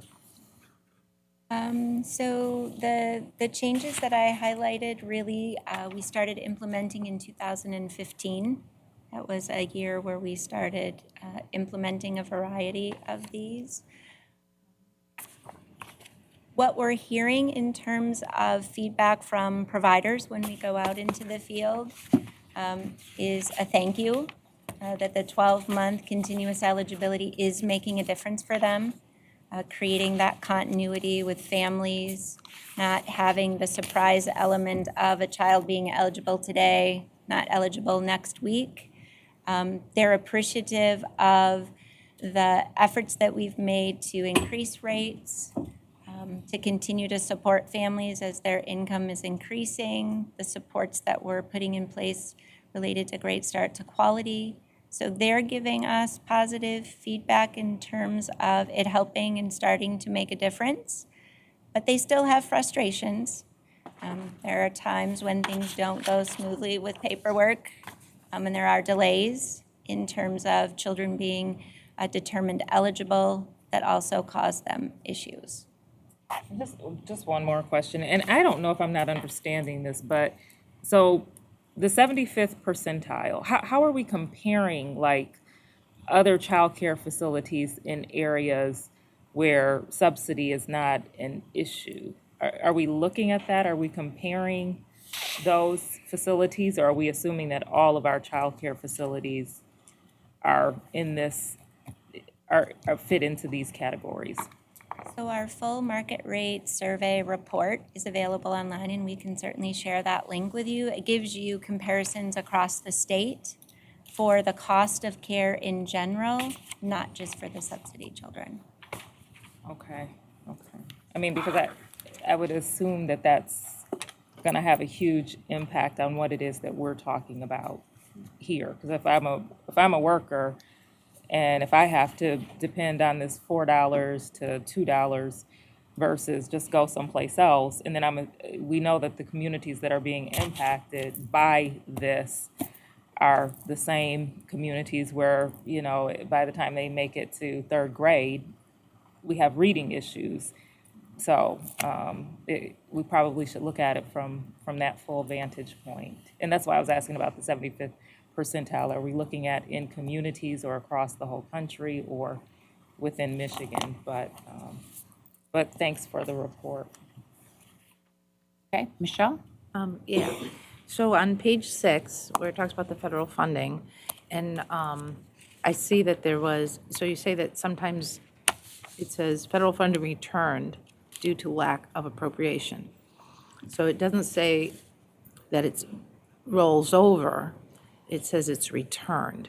So I'm wondering if that's accurate and why such a large balance when there's such a high demand and when the pay seems to be insufficient. You can start off. Okay, so in fiscal year 16 and 17, we did in fact return federal funds. And that's because we weren't able to obligate those federal funds within that 2 to 3 year window on the, that obligation chart. Going forward in fiscal year 18, we are planning to spend the funding that is available to us within those obligation and liquidation periods. So it was just because of the categories that they gave you, or you couldn't give them to as family subsidies? So part of that too was what wasn't appropriated out of the state general fund. And so if you look in the first column, we were awarded 164 million. What was needed to access all of that 164 was a $50 million allocation from the state. We didn't get that allocation. The state appropriation was two rows below at 37 million, hence returning the 13 million. So full appropriation from the state then would have meant that we wouldn't have had to return that. So that's. Okay, thanks for clarifying that. Yeah, that's pretty. I mean, for legislators who say how important it is to work, and how meaningful it is to work, not to support people who are trying to work, makes no sense to me. But I also want to know if there's been an increase in the star rating, in people moving up, because one of the concerns I've heard is that with the Teach grant, these people are on poverty. I mean, they're minimum wage workers, and very few have health benefits and things like that. So they are asked to come up with the money to get the training and then get reimbursed for the grant, the Teach grant later. That's my understanding. Is that accurate? So for the Teach Scholarship Program, when you're enrolling for classes at either a community college or a university, your courses can be charged to the Teach program at Michigan AUIC, and then those tuition charges are paid on your behalf. Each of the scholarship models do have a portion that the provider contributes to, usually at 10% or less. So they do have some of that they are paying for, but the majority is paid for through the scholarship program. Are they reimbursed? Because my understanding was they were, and maybe I got bad information, that they were reimbursed for the money after they had to put money down. For the 10%, they are reimbursed. Right, so and that was that was for people pretty prohibitive to be able to even come up with that money, and if they're supporting their family on that. And so they specifically asked me to think, because they want, these senders they want the higher ratings for all the advantages that brings, and but we're having trouble. And then again, as someone else had mentioned, once they get them trained, then they often will leave if they can find income. But it seems it's not the MDE's fault that there's inadequate funding to pay these workers to be stable and to, support their families and do the work that they want to do. It just calls for a bigger investment if that's a priority. I also had a question. So we're getting a federal grant that's supporting us, correct? Now this federal block grant award, happens all the time and has been around for many years, or is this, because I know there was a grant that was awarded to the department at one point. I'm just wondering if we foresee any reduction in federal income, and if there's a plan to deal with that. It is a federal annual appropriation. In fiscal year 18, Congress actually increased the amount of the federal awards to states, and they are currently debating the fiscal year 19 appropriations at the federal level. Hence the change from 17 to 18 there, from 164 to 227. Okay, so the problem, the reason why we rank so low nationally then is more of a state commitment to this? Is that a fair assessment? So when I say we're the third lowest in the nation, or make that comparison, when we look across the states and we look at what their entrance eligibility is, ours is one of the 3 lowest across all of the states. But that's a state flexibility decision in terms of where you set that amount.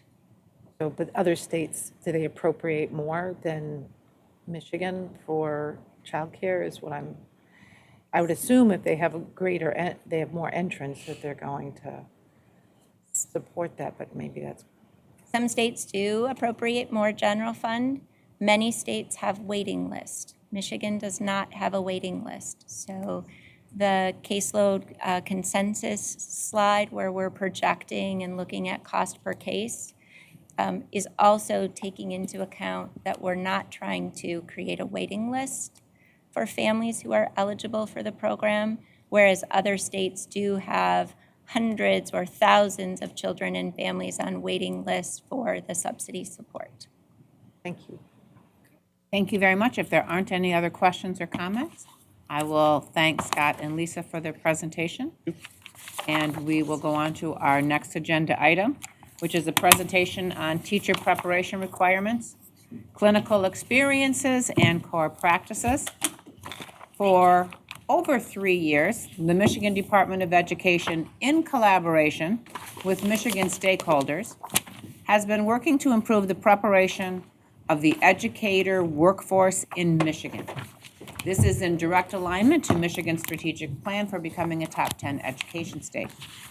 One of the results of this collaboration is a set of clinical experience requirements that will prepare teachers to work with learners who represent the cultural, linguistic, and socioeconomic diversity of Michigan's student population with a lens and tools for equitable teaching and learning. Paired with these clinical experience requirements are 19 research-based core practices that teacher candidates are to develop, practice, and demonstrate appropriate mastery of within their clinical experiences, regardless of the grade band or discipline area. This presentation is an information item and does not require any action on the part of the board. Our presenters today are Vanessa Kiesler, Leah Breen, Sean Kotke, Gina Gardner, and we do have a PowerPoint presentation. I believe board members received copies of it. Thank you and welcome. Thank you, Sheila. And before I turn it over to the team, I just want to, first of all, thank them. Like Sheila's introduction said, this has been over 3 years in the making with a diverse group of stakeholders. And it's the third in a series of presentations we've been doing to the board about a lot of work that the team's been doing around how do we revamp our preparation, certification, clinical experiences in a way that's supportive of the 10 and 10 and the effective education workforce. So we're excited to bring this forward. It represents feedback from a lot of people and a lot of work over a number of years, and we're looking forward to sharing it. So, Dean. Great, thank you. Well, we start with our top 10 and 10 alignment. All of our presentations, we've invoked Goal 3 to develop, support, and sustain a high-quality, prepared, and collaborative education workforce. But with this particular set of things, I want to raise up 2 elements in Goal 1, creating an aligned and P20 system for our students. This is specifically through forging deeper partnerships between our P12 schools, our ISDs, and educator preparation institutions so that there are seamless goals for teacher quality. We have 3 dimensions to teacher preparation, and the first is the content knowledge for teaching and the pedagogical content knowledge. Last month, we presented to you standards specific to the PK3 and 3-6 grade band in those 4 core content areas. And there are 2 additional elements that go with this, and this is an inset from our our cert structure diagram, foundational coursework, which are core practices that define the basic fundamentals of teaching, regardless of grade band or content area being taught, and then clinical experiences within which our candidates demonstrate their growth and mastery of those practices. And that's why we pair them together for our presentation today. So talking about for the foundational coursework, we define this through what we call a set of core practices. These are the 19 high-leverage practices identified by Teaching Works. In your packet, there's a set of, they're defined, so you've got the whole set of them there. These are things that teachers do all the time. They're used constantly. They leverage students' learning and flourishing. They're central to the supporting students' social and emotional needs. They're things that can put young people at risk if not done well, if done poorly, and can be taught to our pre-service teachers. They're learnable, and they are accessible, and they are consistent across content areas and grade bands. Why are we adopting these high-leverage practices as core practices, or affirming them? Well, paired with the professional standards, the element you saw in the elementary standards that we presented last month, these address key concerns that were raised by stakeholders in the cert structure feedback that we received. Concerns specifically about assessment literacy and the needs of diverse learners and cultural competence, and classroom management from a learning engagement perspective. There's an extraordinarily strong research base behind the high leverage practices that demonstrates their core elements of reflective teaching, regardless of grade band, regardless of content being taught. That strong research base also demonstrates that these are teachable behaviors for pre-service teachers. They are observable in teaching practice, and they are written in plain, non-jargon language. In contrast with other frameworks for teaching, this framework was developed in Michigan and has garnered an international reputation and is worthy of our affirmation. So what are we doing with this? We're creating a partnership with Teaching Works to affirm these HLPs as core practices to establish common outcomes for teacher preparation. This partnership will also support development and dissemination of research and assessment tools that are ongoing work. And we'll be collaborating with Teaching Works Michigan Program Network on infusing the teacher preparation curriculum with high leverage practices. The network currently has 9 members, not including its home base, the University of Michigan, spread across the state, representing the diversity of geographic regions and populations that we serve in our educational community. So alongside those core practices, we've also been convening stakeholders to determine some clinical experience requirements for all teachers as they become certified. Our group as a whole has contained people from across the state. We definitely included masterful teachers, current masterful teachers who do host student teachers. We had P-12 administrators, our ed prep institutions and their clinical experience people, educational organizations. We also contacted the new educator support team for feedback from those educators. And we connected with the legislature, the governor's office, and did cross-office work with multiple MDE offices. Stakeholders reviewed current research. They examined other frameworks from other states and educator organizations as they began this work.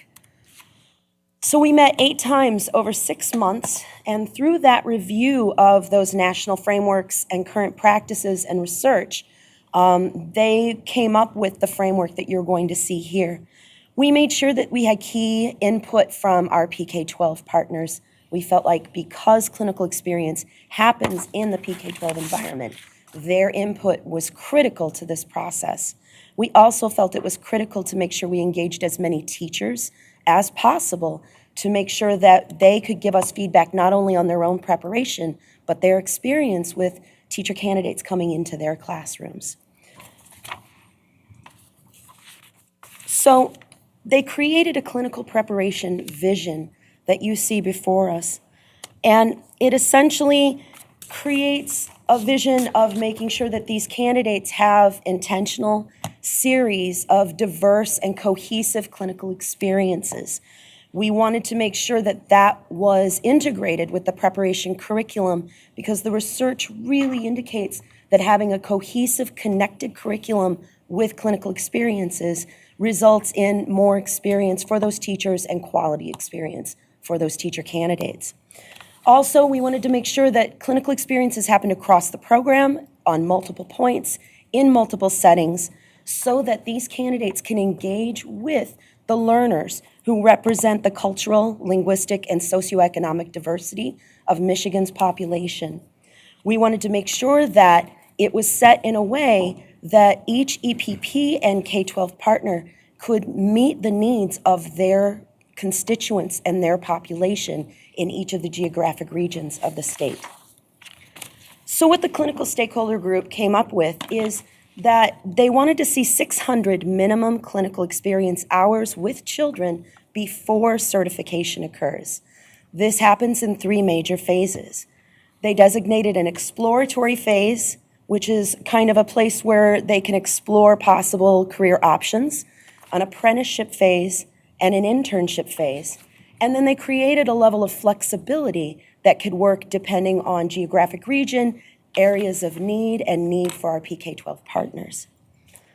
The exploratory phase is a maximum of 30 hours that can be used in any grade level in any content area.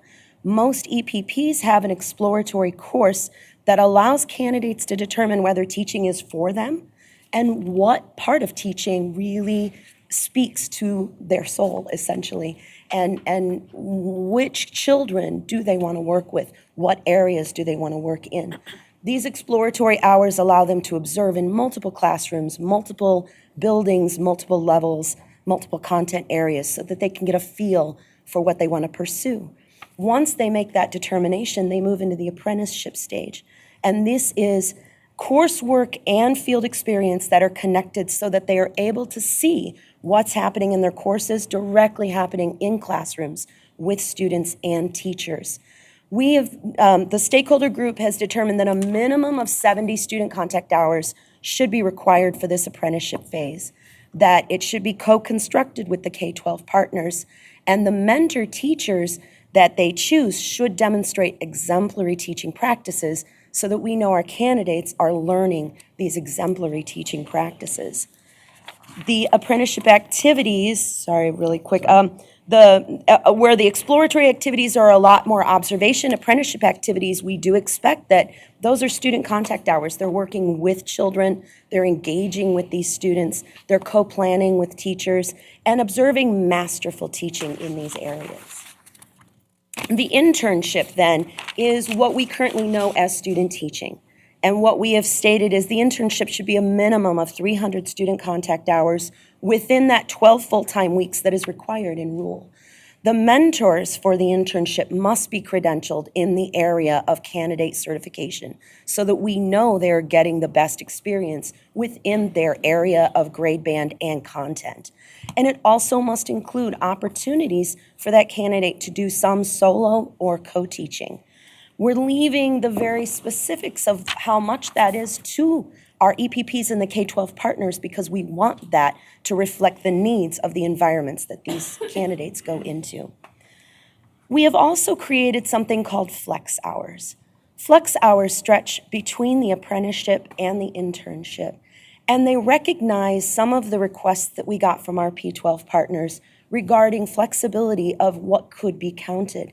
Many of them engage our candidates in after-school activities, tutoring activities, even weekend activities. Some of them do camps over the summer.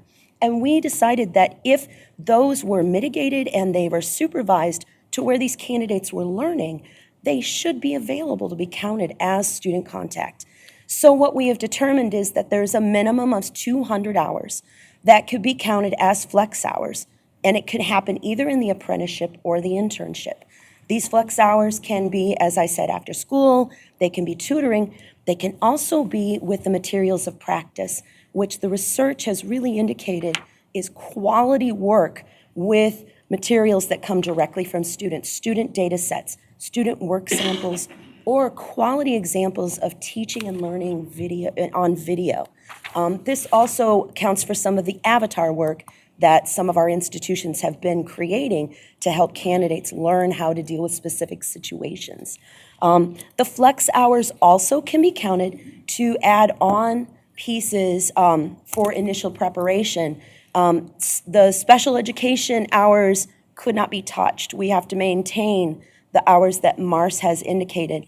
There's an additional 8-week student teaching period that anyone getting special education must serve in addition to the 12 weeks. Those 8 weeks can come out of these flex hours if needed. We've been very specific to make sure that we're attending to the EPP's concern that candidates need to be able to get out in 4 years. So we wanted to make this something to where they can get the experience they need, but still be able to get out in a reasonable amount of time. For a few definitions for you, student contact hours, we see that as experiences working directly with students in instructional settings within that content or grade band of preparation under the supervision of a mentor. We expect those student contact hours can be anything from tutoring, working in small groups, large groups, individually, but we wanted to make sure that it is direct contact with students. The materials of practice, as we mentioned a moment ago, engagement with items such as student work, videos, assessment data sets, and other pieces, educational plans, that also includes IEP plans, special ed reevaluations, so that everybody has experience with those pieces they will see in their field. Mentors are selected through a collaborative, mutually beneficial process. This process is fairly well dictated to our EPPs through the accreditation process, and so they do know that they need to work out how mentor teachers are selected, how candidates are evaluated, and even how the mentors are also evaluated. Clinical instructors work with the EPP, and they are the connection between the EPP and the PK-12 partner. And then mentor training, it is expected that mentor training is provided for the mentor teachers as well as the clinical instructors, and this includes how that candidate will be assessed in the field. We also have diversity expectations. Our statement that it's expected that all clinical experience programs provide a sequential set of cohesive, meaningful opportunities to reflect upon and support the needs of learners who represent the cultural, linguistic, and socioeconomic diversity of Michigan's diverse communities, including learners who come from underrepresented or marginalized populations. We created this statement very specifically.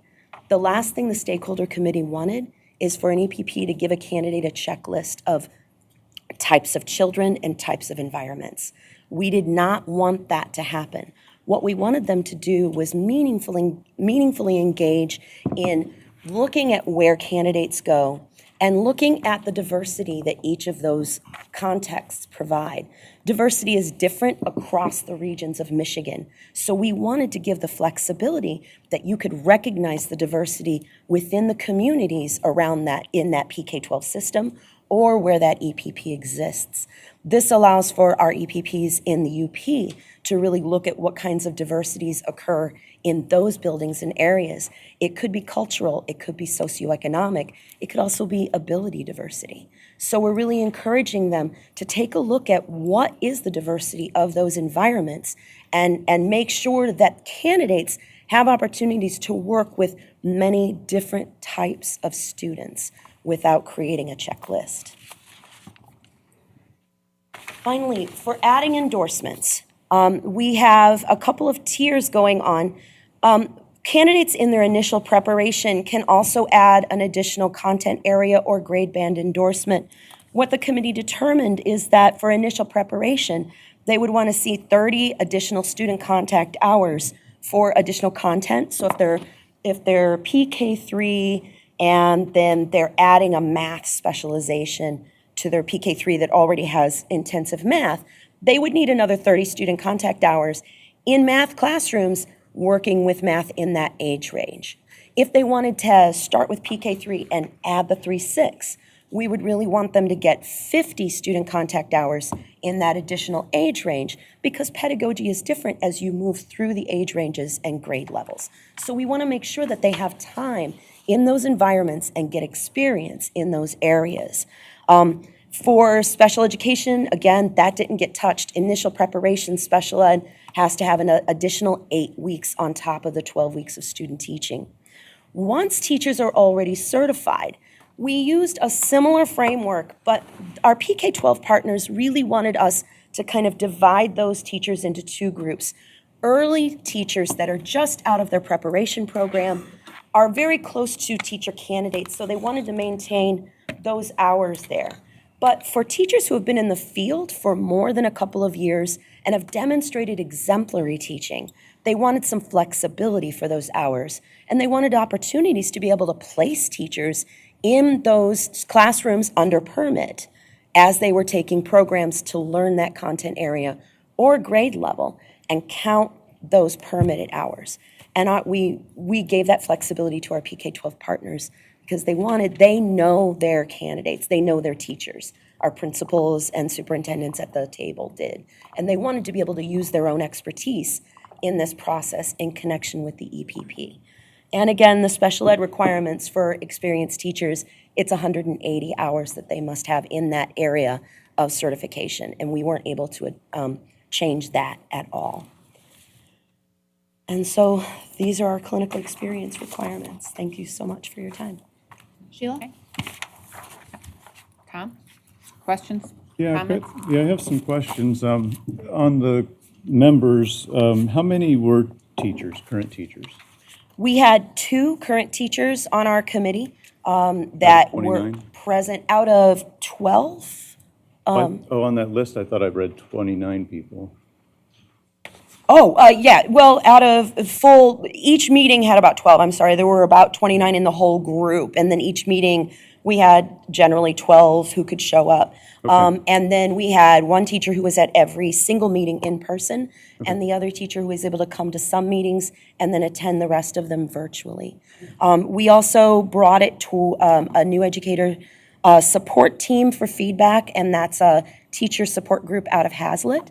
And then we also took advantage of the Michigan Teacher Leadership Advisory Council and presented it to them for feedback as well. Thank you. I'm a little concerned that only 2 out of 29. When I'm looking at Appendix D and apprenticeship and internship tasks and requirements, it's very broad. And so I could fit a lot of things into here. And I guess that's good in a way, but using data inform instruction and assess, monitoring student progress and some of these things. I wonder if, is it EPP, that's the providers? Correct. I didn't see that definition. So if they could actually, which I hope they couldn't, but tailor it so that these teachers are being taught more to be facilitators or advisors, as a lot of the competency-based education is moving towards more computers and less teaching and more connected with online and computers. Or will they actually be teaching real instructional skills so that they can see the difference between real teaching and what some are moving towards? Our intention is to use those partnerships that the EPPs are creating with their K-12 partners to identify quality teachers so that these candidates can see actual quality teaching in their content or grade area. The intention is that they're seeing that teaching in action. Okay, and so they could be able to identify weaknesses in other forms of quote-unquote teaching. Correct, and that's where the core practices come in as well, because when we're looking at that mutual selection of mentor teachers, we will look at how do they exemplify these core practices that our teacher educators are looking for. Okay. And then finally, what does an avatar work? Yeah, I was gonna ask that too. There are a couple of places that have started creating avatar situations where, pardon me, it's a virtual environment, student avatars and a teacher avatar. And the candidates, I'm so sorry. The candidates are able to interact in an environment where they've programmed students to act like actual students. And so they're able to make teacher moves and have students react and then react to them in the presence of a teacher educator so that that teacher educator can give them feedback. They even told us at the Teaching Works convening that one of the interesting ones they used was a parent conference. They had a parent avatar, and they had the candidate have to have a difficult conversation. But it's not what I fear things are moving towards, and actually we're seeing moving towards, where there's a lot of online kids are actually avatar. I mean, they become, they're reflected as avatars. Yeah. And, Right. and your teacher is too, and that's all it is. No, what this is that's it's a virtual reality environment Of of a classroom, and there's a live actor behind the scenes that has been coached on how to react to teacher moves and have express certain needs, and so it's that interaction, and you can titrate it up to make it really, really difficult or make it really easy. So Thanks. Sort of like whack-a-mole. Sandra, Michelle, and then Eileen. So I really like the idea of potential teachers being able to go from one area to another, and really decide and get experience in each and hone where they want to be. So I think that's really exciting. I just have a couple of quick questions. One, in addition to the University of Michigan, what other educational providers or prep institutions were involved in this work? In the clinical experience, I have to pull my little list out. We had Northern Michigan, Eastern Michigan, Hope College, going through the list, Wayne State, Grand Valley, Oakland. We also had additional people give us feedback that aren't necessarily on the list. And then we engaged with our EPPs in 2 separate occasions where they were all gathered together. Okay, good. Okay. And I ask the question all the time. I'm going to keep asking it. How does this affect the alternative routes providers?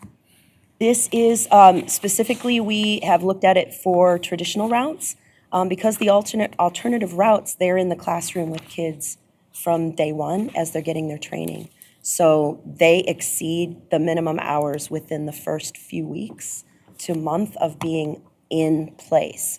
So the alternative routes will be subject to the CAPE accreditation requirements though. So those mentorship pieces should be in place. The co-constructed mutually beneficial partnerships also should still be in place for the alternative routes. I'm sorry, CAPE accreditation? Correct. Our current Council for the Accreditation of Educator Preparation. So all Michigan institutions are required to be accredited. We partner with this accrediting body to do that, and our team serves on the teams that do it. So it's kind of a link between state law and then a national accrediting. So all alternative certification programs must be accredited through this program. So in Michigan, currently, we haven't had any alternative route providers that have been in place long enough to go through the accreditation process. They have to gather a certain amount of data, set their programs up, go through the preliminary approval, kind of like we do with our traditional institutions where they don't get full approval for up to 8 years or so. So all of them are still in that initial phase, but we expect that they will all go through the accreditation process when it's time. So it takes about 8 years? It shouldn't for alternative routes. For our traditional institutions, it can take a while. Alternative routes, they have to have 5 years of data? Yeah. 5 years of data before they can go through accreditation, and we have some that are reaching the point where we'll move them in that direction. Okay. Okay, thank you. And Michelle? I wanted to follow up on that. So do we honor certifications from other preparatory institutions outside of the state which we do not regulate? So that would be a vehicle for an alternative where they're not going to get all of this kind of training. And I was told that there was particularly one that was an online sort of a situation where residents in residents in Michigan or students in Michigan could get around the state oversight by doing something out of state, and then it's honored. Are you familiar with what I'm talking about? Yes, so we do have reciprocity for other states. We do require them to have a program, but we do accept alternative route programs with some guidelines in there. Most of that is garnered by state law, so we don't have very much flexibility around reciprocity. We do have an increase of teacher candidates coming into Michigan to teach. We do need teachers in Michigan. I'm sorry, the last question you asked about, I think the provider you're thinking of is likely Grand Canyon University, and we do have a fair number of candidates who go through that program and then obtain Michigan certification. And like Leah said, reciprocity is an interesting balance of needing to, candidates come here for a variety of reasons. You move with your family, you want to come. We have shortage areas, candidates come in. But we want to your point, Michelle, maintain our standards for what is a well-prepared and trained educator in support of our 10 and 10. And so it leads to a lot of challenging discussions of how do we honor candidates, but honor our standards as well. So the team does a good job of weighing out those pros and cons. We are trying to figure out better ways to collect data so we can look at the two sets of candidates differently and gain information about if if candidates coming out of our programs are performing better than other candidates. And I did have you just prompted me to think of that. Being, the wife of a teacher and daughter and sister of many teachers, so my understanding of how this program, my daughter is studying to be a teacher, is, one of the biggest obstacles or issues that people have is not so much, the content is important, and understanding that, but what is really a barrier is classroom management. So I'm just wondering how much mentorship and emphasis is put on classroom mentorship. And even though I think Avatar is a good supplement, I don't think it should replace our requirements, because I think reality can sometimes be crazier than fiction, or more unpredictable. So I'm just wondering how that's built into the classroom management piece is built in. Well, within the individual content area standards, we have items related specifically to classroom management. So depending on the content area and grade band in which somebody is seeking to become a teacher, there are specific understandings about classroom management. But within the core practices, the philosophy of classroom management here is the foundation is building respectful relationships with students, and understanding the diverse backgrounds of the students in the classroom to make effective instructional decisions. And so the philosophy underlying that is that engaging classroom management from an engaging instruction perspective, that providing that engaging instruction, putting student learning first rather than child body control as the guiding ethos of the core practices. So that's where we address it. Yeah, I know. My niece went in from one program and she got eaten alive, basically. She did her classroom experience, tried doing the stars and all this stuff. Anyway, but it wasn't until she had another teacher, which my sister paid for, to volunteer in her class, to teach her how to manage a class, that she was successful. So I just, I think that that's really critical. I'm also wondering, when you talk about people going from diverse areas, I think it's really critical that every teacher teacher that goes through any sort of preparation be exposed to special education students and understand to identify, and also how to, if they're going to have inclusion have students in their classroom who are special ed. So is that explicitly written somewhere, that is a requirement, that they have to have this type of training? So if they have a child in their room who might have a different learning style or have some cognitive issues or whatever, how to manage that and be successful. Is there that part of this curriculum? It is part of it. It's not explicitly written. The good news is that we're excited because it's probably the easiest set of diverse student to find and work with in every Right, setting now right. because of inclusion. There are many in classrooms. We also are hoping that if they're in a district and there is a center-based program, that they have the opportunity to observe, support in center-based programs. So those are the details that we'll work out with the K-12 partners explicitly, look at the types of diversity in here, acknowledging the types of diversity. I think calling to the attention of our teacher candidates that you're working with 6 different types of students in this classroom. So let's talk about the individual perspectives and backgrounds and skill sets that those students bring and how you'll work with them. I think sometimes we haven't been explicit in noticing it in our setting. So it's about those kinds of conversations and support and partnership. Finally, since it's an internship, apprenticeship, things that sort of connotate payment, so is there any discussion in this group that if you're actually an apprenticeship, you should be paid an apprenticeship wage, or you should be paid for the work that you're contributing to the classroom, and as well as the mentors, because it is an additional burden for teachers. Some people do it out of the goodness of their heart. Some of them do it and then leave the classroom for the semester. Is there any discussion about making these truly an apprenticeship residency type model in the term of being paid for their time? Yep, so we have some residency models in place in Michigan where our student teachers are in longer term placements and are paid for their experiences. And we've shifted some of our federal grant funding around to be able to support those partnerships, test them, see how we might make them. And that's a testimony to Brian. That was his idea, something he really wanted us to move forward, and we're honoring him in that way. We're learning from those.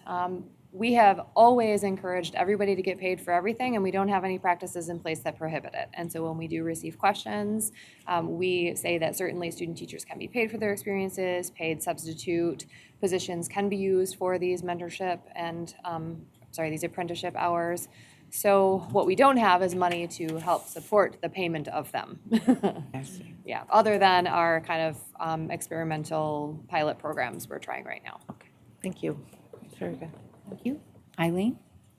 I just wanted to say that I've been involved in teaching work since I started doing this and doing this work. And I think one of the really, you're reading reports, and one of the things that stuck out in my mind is that this collaboration and the depth of the thinking that's going into it really changed educator preparation institutions' ability to take a look at what their practices were, what their teaching practices for their educators, how they were translating into student achievement.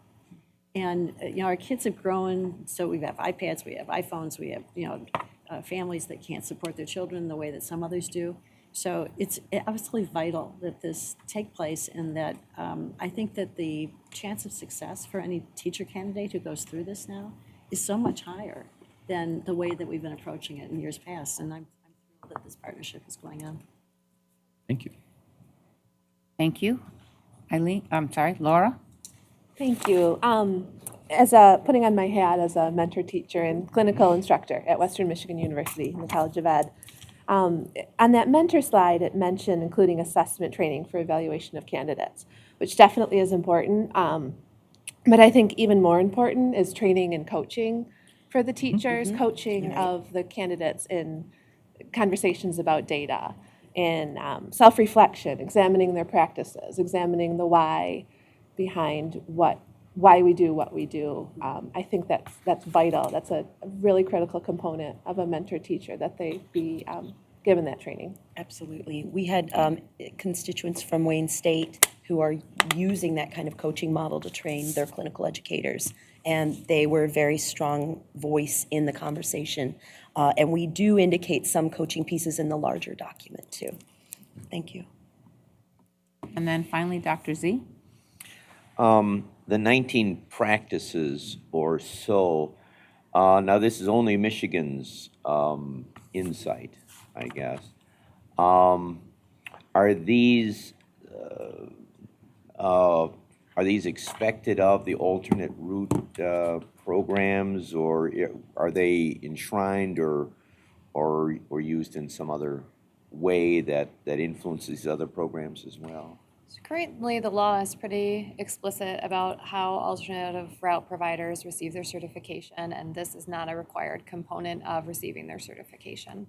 We can build it into the program application kind of expectations that this would be provided, but in absence of it, it wouldn't prohibit them from obtaining certification. It's kind of naive on my part, but I think that if something works, people are anxious to imitate it and use it, so. I also suspect that these 19 practices have their analogs in other state standards or insights or whatever else, so maybe we'll come to a common vocabulary or way of looking at it. On the other hand, it does strike me that there's more than one way to approach a subject. For instance, in dance, you know, there's ballet where you practice a certain set of skills and moves, and then jazz where you have a different set of skills and moves. And I just have a concern that in adopting one approach as the state standard, that we may be excluding other approaches. And I don't know what you can do about it, but just think about it and be aware of the issue. Thank you. And on a personal note, I'm thrilled to see the additional contact hours. As a former teacher, having changed where I thought I was going to end up, starting as a secondary teacher and then changing my content a couple of times, and then deciding that I wanted to be an elementary teacher and what I was going to focus on the elementary. And so where I ended up after 4 years is not where I started. Yes. So I think had I had these experiences, I think it would have helped me along the way sooner. So thank you very much for your presentation, and thank you for all you do on behalf of preparing our teachers. Thank you. Thank you. Thank you. Now, for our board members, it is now 10 minutes to 12. We are to break at 12 o'clock for lunch, but we still have an additional presentation. So the question before us is, do we want to go forward with the additional presentation and delay the start of lunch? Or do you want to come to this presentation after lunch? I think this presentation is going to require a lot of discussion. And so I see it not being something we can wrap up relatively quickly. Is it possible to move something from the afternoon agenda up now? That's a good question. We could do moratorium if I can grab Leo's still here. Yeah, you want us to do moratorium right now? Sure. Will that work with the will of the board members? Yes. I think so. Oh, but is that the one with the vote? So are we talking about, Yeah, so we Yeah. just go into regular meeting. We'd have to go into regular meeting. and then we would have a vote in 10 minutes? But is there, does that violate our policy on public comment?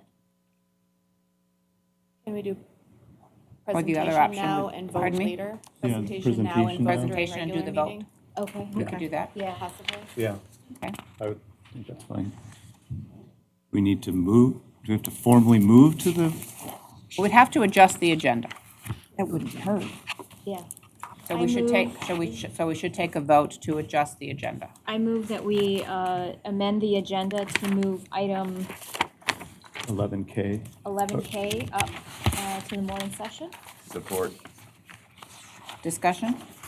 It would just be the discussion of 11K. Just the presentation. Yeah, presentation. All those in favor signify by saying aye. Aye. Opposed, nay. Motion carries. So we will now move to a presentation. And we are going to have a presentation on the extension of the moratorium of educator preparation institutions in Michigan. The moratorium on approving new educator preparation institutions was originally instituted by the State Board on August 9th of 2005. It was extended in August of 2008, again in June of 2012, and the last time in October of 2015. The current moratorium expires on October 13th, 2018. The original moratorium was enacted with the intent of reducing a perceived oversupply of teachers in the state. Today's presentation is an informational item for which we will then vote on this afternoon. Now I'll turn it over to our two presenters, Vanessa Kiesler and Leah Breen. Thank you. Thank you. So as Sheila indicated, we've had the moratorium in place since 2005. It's been renewed several times by the State Board of Education. It is your purview to either maintain the moratorium, change the moratorium, or remove the moratorium. Currently, it specifically prohibits colleges and universities new to teacher preparation for applying for preliminary approval and then going through the process to become a full provider. It is currently only applied to our traditional EPIs. It is not applied to our alternative route providers here in Michigan. One of the reasons, as Sheila mentioned, that the moratorium was originally enacted was the intent to reduce a perceived oversupply. One of the points for consideration of the board is what you have heard about critical shortages of teachers in Michigan and nationally. We do still have a net supply of teachers. We produce more teachers than we hire each year in Michigan as new teachers. However, we do know that there are regional shortages and shortages in specific content areas, so hard to fill positions, hard to fill places. Since the moratorium was first introduced, it might also be important for you to know that 5 EPIs have closed, so we have fewer institutions preparing teachers than we did previously when this moratorium was first indicated. Really, there isn't a lot of content to present to you today, but we want to have an opportunity for you to ask questions about this. We do, as MDE, we are recommending a continuance of the moratorium. We would prefer the continuance for 2 main reasons. One is that we have fewer teacher candidates going through programs right now. We don't disagree with competition as a whole, but there aren't really enough teacher candidates to keep our current programs open right now. Some of them are having to consider whether to close just due to low enrollment. So introducing more institutions then stretches our teacher programs thinner. The second is, selfishly, for the Department of Education, the fewer that we have to work with, the better quality measures that we can put in place. The more time that we can spend with them, the better partners that we can be in overseeing and supporting their programs. So right now we're working with 32 traditional institutions, and if we have more, then we will have to expand our support to more institutions.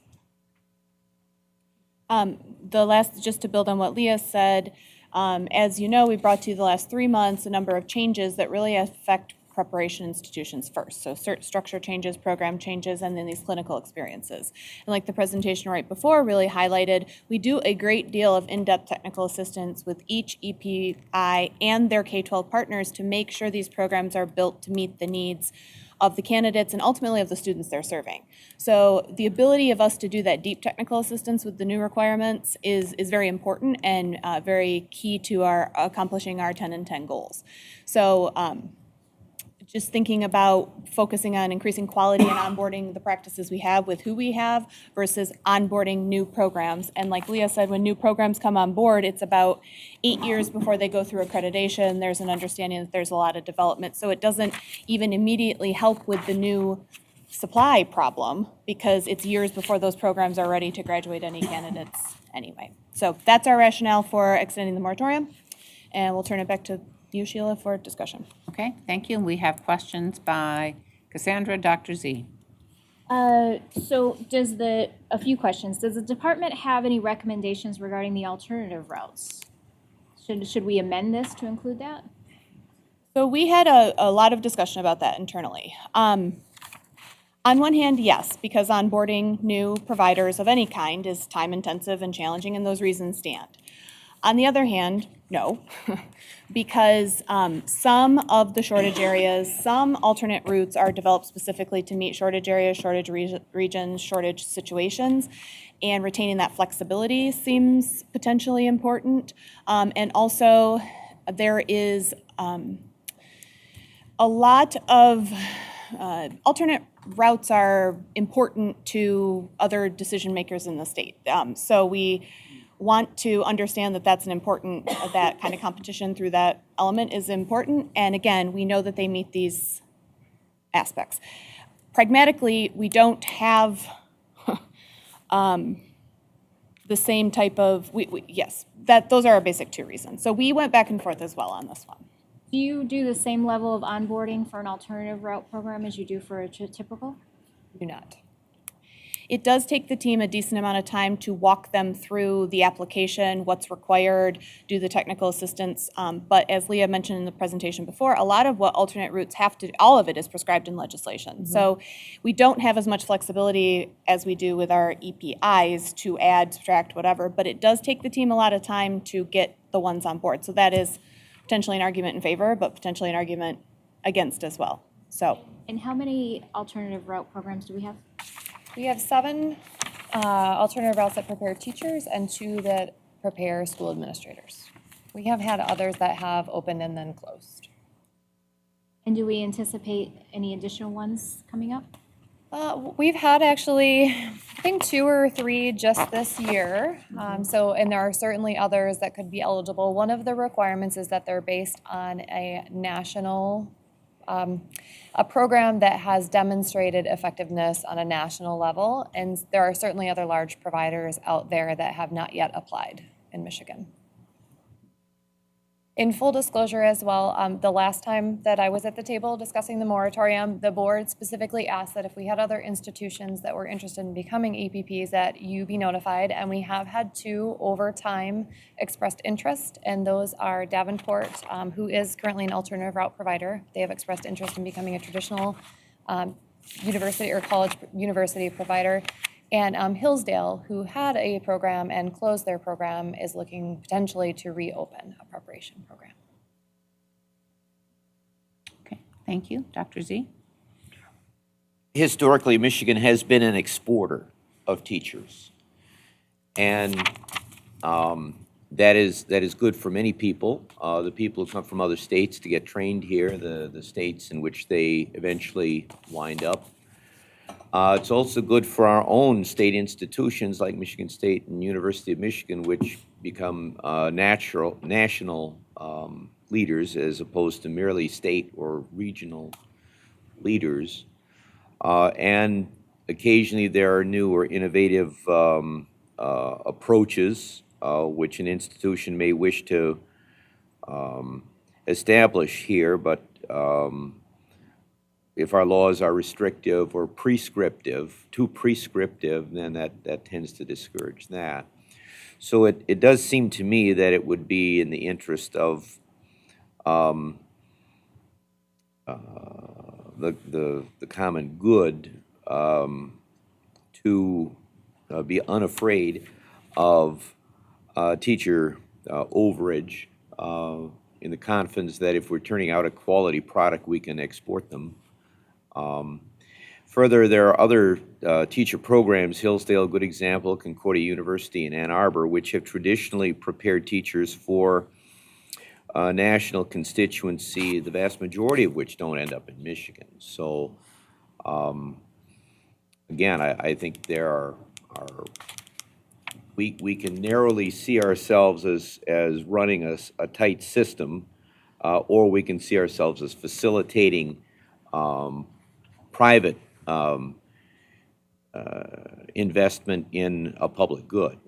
So I guess I'd like us to look at it in that perspective, and perhaps licensure or the license to or certification to teach in Michigan is where we should be restrictive or more prescriptive, and the teacher preparation programs be a little more free to pursue diverse visions of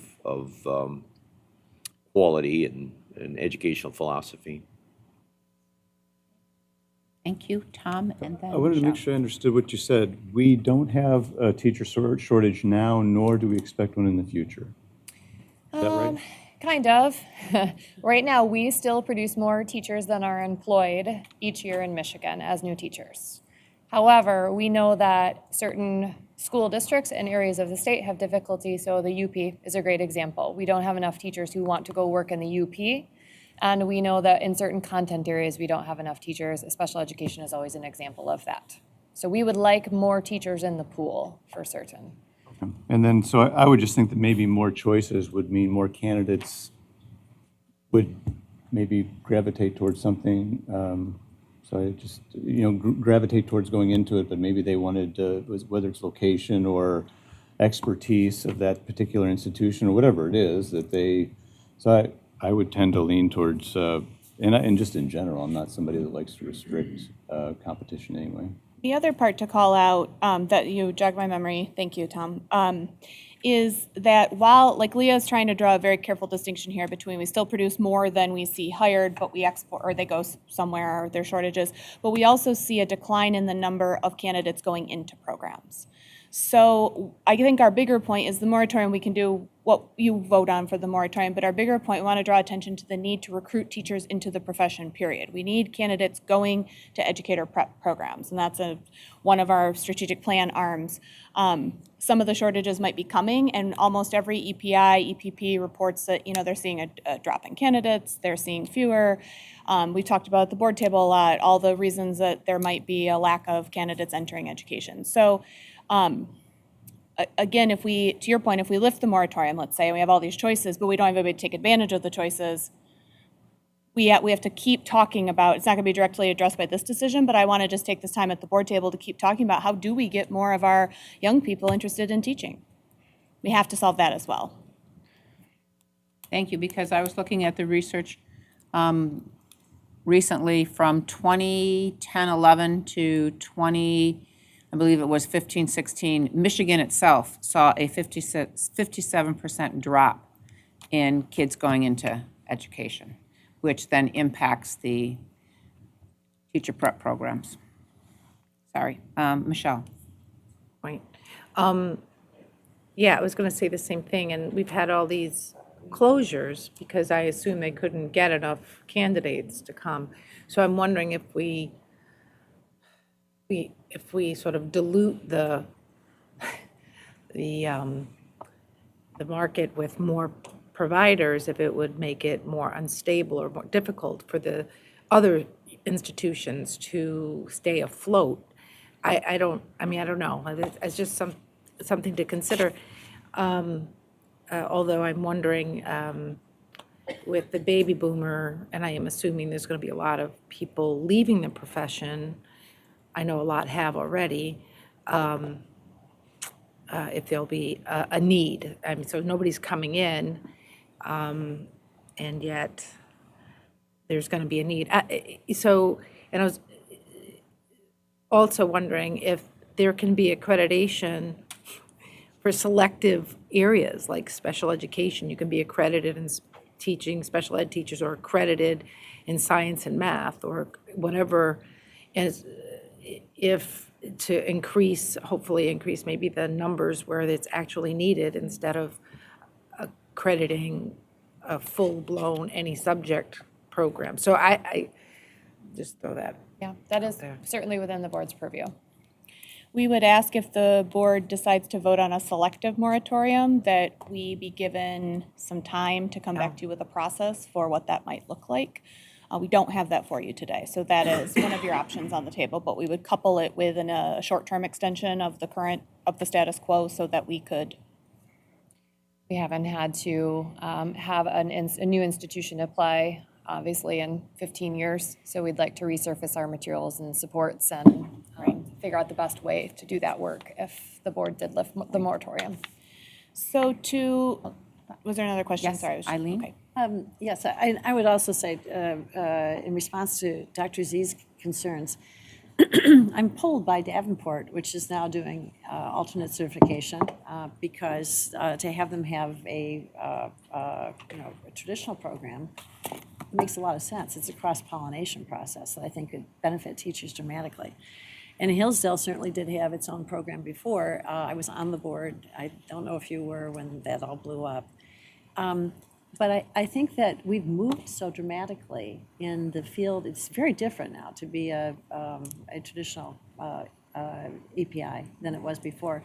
And I think part of your process, if you're going to consider opening it up, if we are, would be to have them research that and then write a cover letter or a mini application that shows that they see the direction has changed substantially.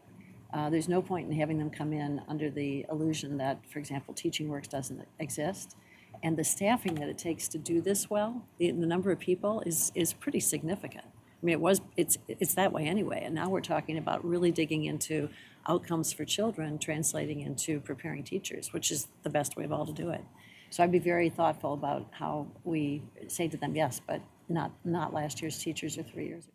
Yeah, there is definitely a concerted amount of effort from your MDE team that goes into every entity that is interested in becoming a provider. It's a lot of conversation about how that happens to support the expectations, to ensure that we would present you with a quality option at the end of the preliminary process.